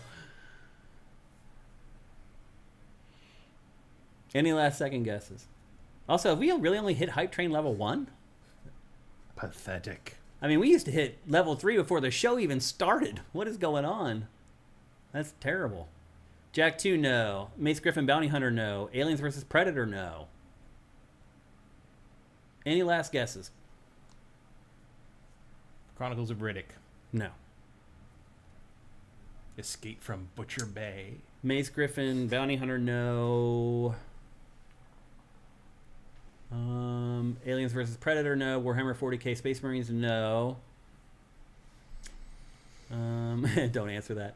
Overwatch 2, no. Black Ops 2, no. All right, we're going to call it here because you guys are literally just guessing any shooter you can think of. Let's go on to the third one.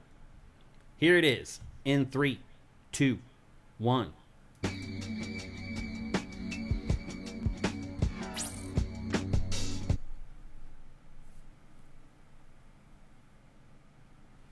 Deathloop. No.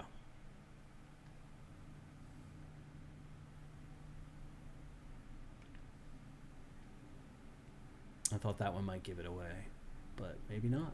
Let's pause so we can't see what they're saying. Oh, shoot. Shooty McPew Pew Simulator. Let me scroll up here and make sure I haven't missed any of these. BL2 was the last thing. Yep, BL2, no. The Darkness, no. Max Payne, no. Samba de Amigo, no. Wet, that's not it either. No One Lives Forever, that's not it. Shadows of the Damned, nope. Shogo Mobile Armored Division, wow, no. Ani, no. Wow, we're really pulling them out of the recesses here. Shooty McPew Pew Simulator, no. Borderlands pre-sequel, no. MGS4, that's not it. Max Payne 3, no. Def Jam Fight for New York, that's not it. Borderlands 1, no. Syndicate 2012, no. True Crime LA, no. GTA 6. I wish. Wouldn't that be awesome? If I played samples from GTA 6 and I was like, and surprise, it's available now. Headhunter, wow. Dazzle369, no, it's not Headhunter. That is really pulling one from the recesses. Saints Row 2, no.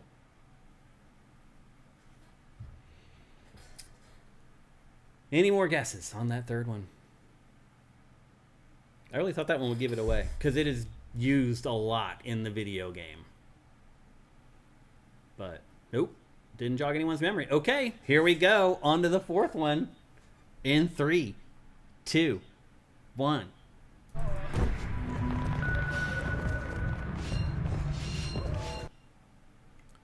Oh. GoldenEye, no. Threadzilla, thank you for Twitch Prime. Shadow Complex, no. Perfect Dark, no. Saints Row 3, no. Blood Rain, no. Mad Max, no. I know it, and I can't place it. Skygunner, no. Prey, no. F355 Challenge, no. Splinter Cell, that's not it.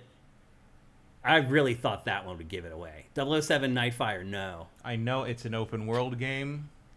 Armored Core 2, no. It's a scan thing that's happening. It's green. I can't place it. I'm giving you hints right here. BG&E, no. E-SWAT, no. No, I want to say it's 360 era, PS4 era. I can see it, but I can't name it. Make It Rain 2, no. Any last guesses on that fourth one?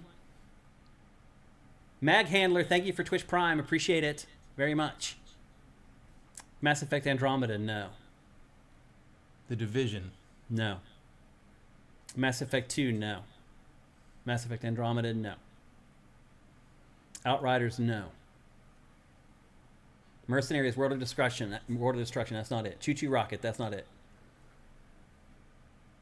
Mag, someone guessed Mag already. It's not it. Choo Choo Rocket, wow. That's a bit off the wall. Any last guesses? Division 2, Matt just guessed that. Or did you guess Division? It's the Division. Yeah. No. Val- Outcast in the beginning, no. Red Faction 2, no. Emperor Gestal hasn't got it yet. Chromehounds, no. Phantasy Star Online, no. Red Faction Gorilla. No. God, I know that sound, the scan thing. Titanfall, no. Lost Planet, no. Killing me, Smalls. Any last guesses before we go to the last one? Final Fantasy Rebirth, nope. Army of Two, that's not it. Ninja Blade.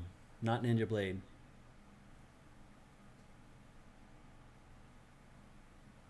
Okay, that looks like it. Outrigger, no. Syndicate, no. Tribes 2, no.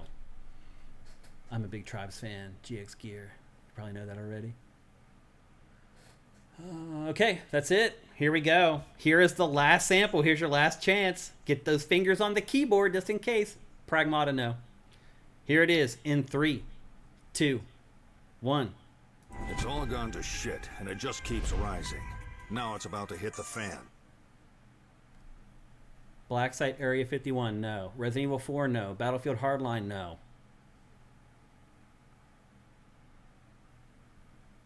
Just Cause 2, no. Dark Void, no. Raid Rising, no. Killer 7, no. That is it Just Cause 3? No. It's not. Just Cause 2, no. Shit Rising, no. Just Cause 3, no. Everyone's guessing Just Cause. Ghost Recon Advanced Warfighter, no. Just Cause 4, no. Might as well. That's keep a going smart with the Just Causes. That's a smart tactic. Virtua Striker 2, no. Psyops, no. Matt guessed that already. Crackdown. We have a winner. It is Crackdown. Crackdown. That's what. I knew the open world. I couldn't place it. We have a winner. Cinetike. I knew that the fourth one. It was the sound effect of collecting the orb. Yep. That's what it was. It sure was. I can't believe it took that long for anyone to get it. I mean, it was triggering every single memory reflex in my brain. I just couldn't place it. The fourth sound. It is Crackdown. Like that narration, that song that I played where I thought people would get it. That song plays like every time you like open. Every time you open the menu, yeah. In the menu, yeah. Yep. Good job. Great job, Cinetike. Good to see you win, man. It's good to see someone who's a regular on Sifted every day winning this. Good audio selection this time around. Thank you. I appreciate that. I don't get many compliments. Thank you. I really appreciate that. It's good to hear someone say I did a good job. I never hear it anymore. I don't have a boss, so I never get to hear people compliment my work. And I put a lot into this, so I appreciate that, Zet Saber. Cinetike, yep, congratulations. I think that's your first one. You're on the board. You're just 2 behind Emperor Gestalt 84. Keep going. Look how annoyingly close I was to that. I was like, it's an open world game with guns, and that's a scanny thing, and it's a thing, and like I'm from the 360 era. And Matt, that's why I don't look at you anymore. Yeah. I just look at the screen and just say yes or no. Yeah, somehow the words cracking down would appear in your eyes, and I'd be like, ah! Well, if I just tilt my mouth a little bit, it gives you a clue on whether you're close or not, so I try not to. All right, congratulations, Cinetite. Good job, brother. I knew it was a guy in a tactical suit, though. I mean, I was second sight, psyops, all that. Yeah. I had the era, I had the concept, and I just couldn't. And for some reason, I kept thinking prototype. I knew it wasn't prototype. Yeah. But... Yeah, you were close, but no cigar. Congratulations, Cinetike. All right. That's going to do it for GameFace episode 480 right here on Sifted at sifted.net. A reminder that we pretty much get all our financial support from Patreon at patreon.com/sifted. That's SIFTD. For just $5 a month, you get all our content early and really early. Way earlier than most gaming Patreons. You get a nice exclusivity period there. If you can't help us there, I understand it. Everyone's hurting right now for cash. I totally get it. You can still help us out if you're an Amazon Prime subscriber with Twitch Prime. Just connect your accounts and then subscribe to our channel. If you're watching on YouTube right now, there are step-by-step instructions down below to teach you how to do it. Once you've connected those 2 accounts, it's literally just 3 clicks to give us a free $2.50 every month. And if you do that, you get Pactor Factor a week early with our patrons at twitch.tv/siftedgames. So it helps you and it helps us. So help us out with that if you can. And if you have no money, you don't have Amazon Prime, totally cool. There's a million other ways you can help us. People on Spotify, you have fallen off. It lasted for 2 weeks. And I stopped saying anything about it, and the comments fell back off again. I see it. I see every week whether you guys comment on the show or not. So let's get some comments on Spotify. Let's get comments everywhere. Let's review the show on the podcast services. You guys aren't doing it. I don't understand why. It takes a second. It can help us. If you like the podcast, you want to see it continue, do something to help. Anything. We'd appreciate all of it. And some of it's just so easy. Just hit one of the stars on your podcast app. It's so easy. Please. I don't understand why you won't do it. I don't get it. It's like, I don't know, it feels like you guys hate me sometimes. Like, I feel like if I ask people to do stuff, you intentionally don't do it. And I don't ask to do it, and then you do it. I don't know. But anyway, any way you can help us, we would appreciate it so much. We're just kind of in a quagmire here. Like, our numbers never go up, they never go down. It's pretty insane, honestly. I don't understand why people leave YouTube channels, Matt. Like, I don't know. Nothing. They never notify me anyway, so what difference does it make? I have never left a YouTube channel. Like, I would never watch a video and be like, I don't like that, I'm leaving. Like, I just don't even think that way. But you can watch. It's just like, we lose as many people as we gain. Just in perpetuity. On our Patreon, on YouTube. It's insane. I don't know why anybody would quit a YouTube channel. Anyway.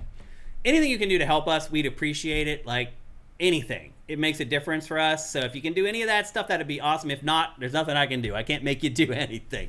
Let's see. Looking ahead at next week, we have Lego Batman for review. We have Yoshi and the Mysterious Book for review. We may have Zero Parades for Dead Spies if Matt gets crazy this week. But we have another awesome show. Like I said, May is just banging. So many great games coming out this month. And we hope you guys will join us back here next Tuesday at 1 p.m. Pacific, 4 p.m. Eastern, at twitch.tv/siftedgames or youtube.com/siftedgames. We're here every week for 3 hours. We'd really enjoy it if you guys could join us and be a part of the crew. So thanks to everybody for showing up today on both YouTube and Twitch. Have yourselves a great week filled with great games. GameFace is up and out.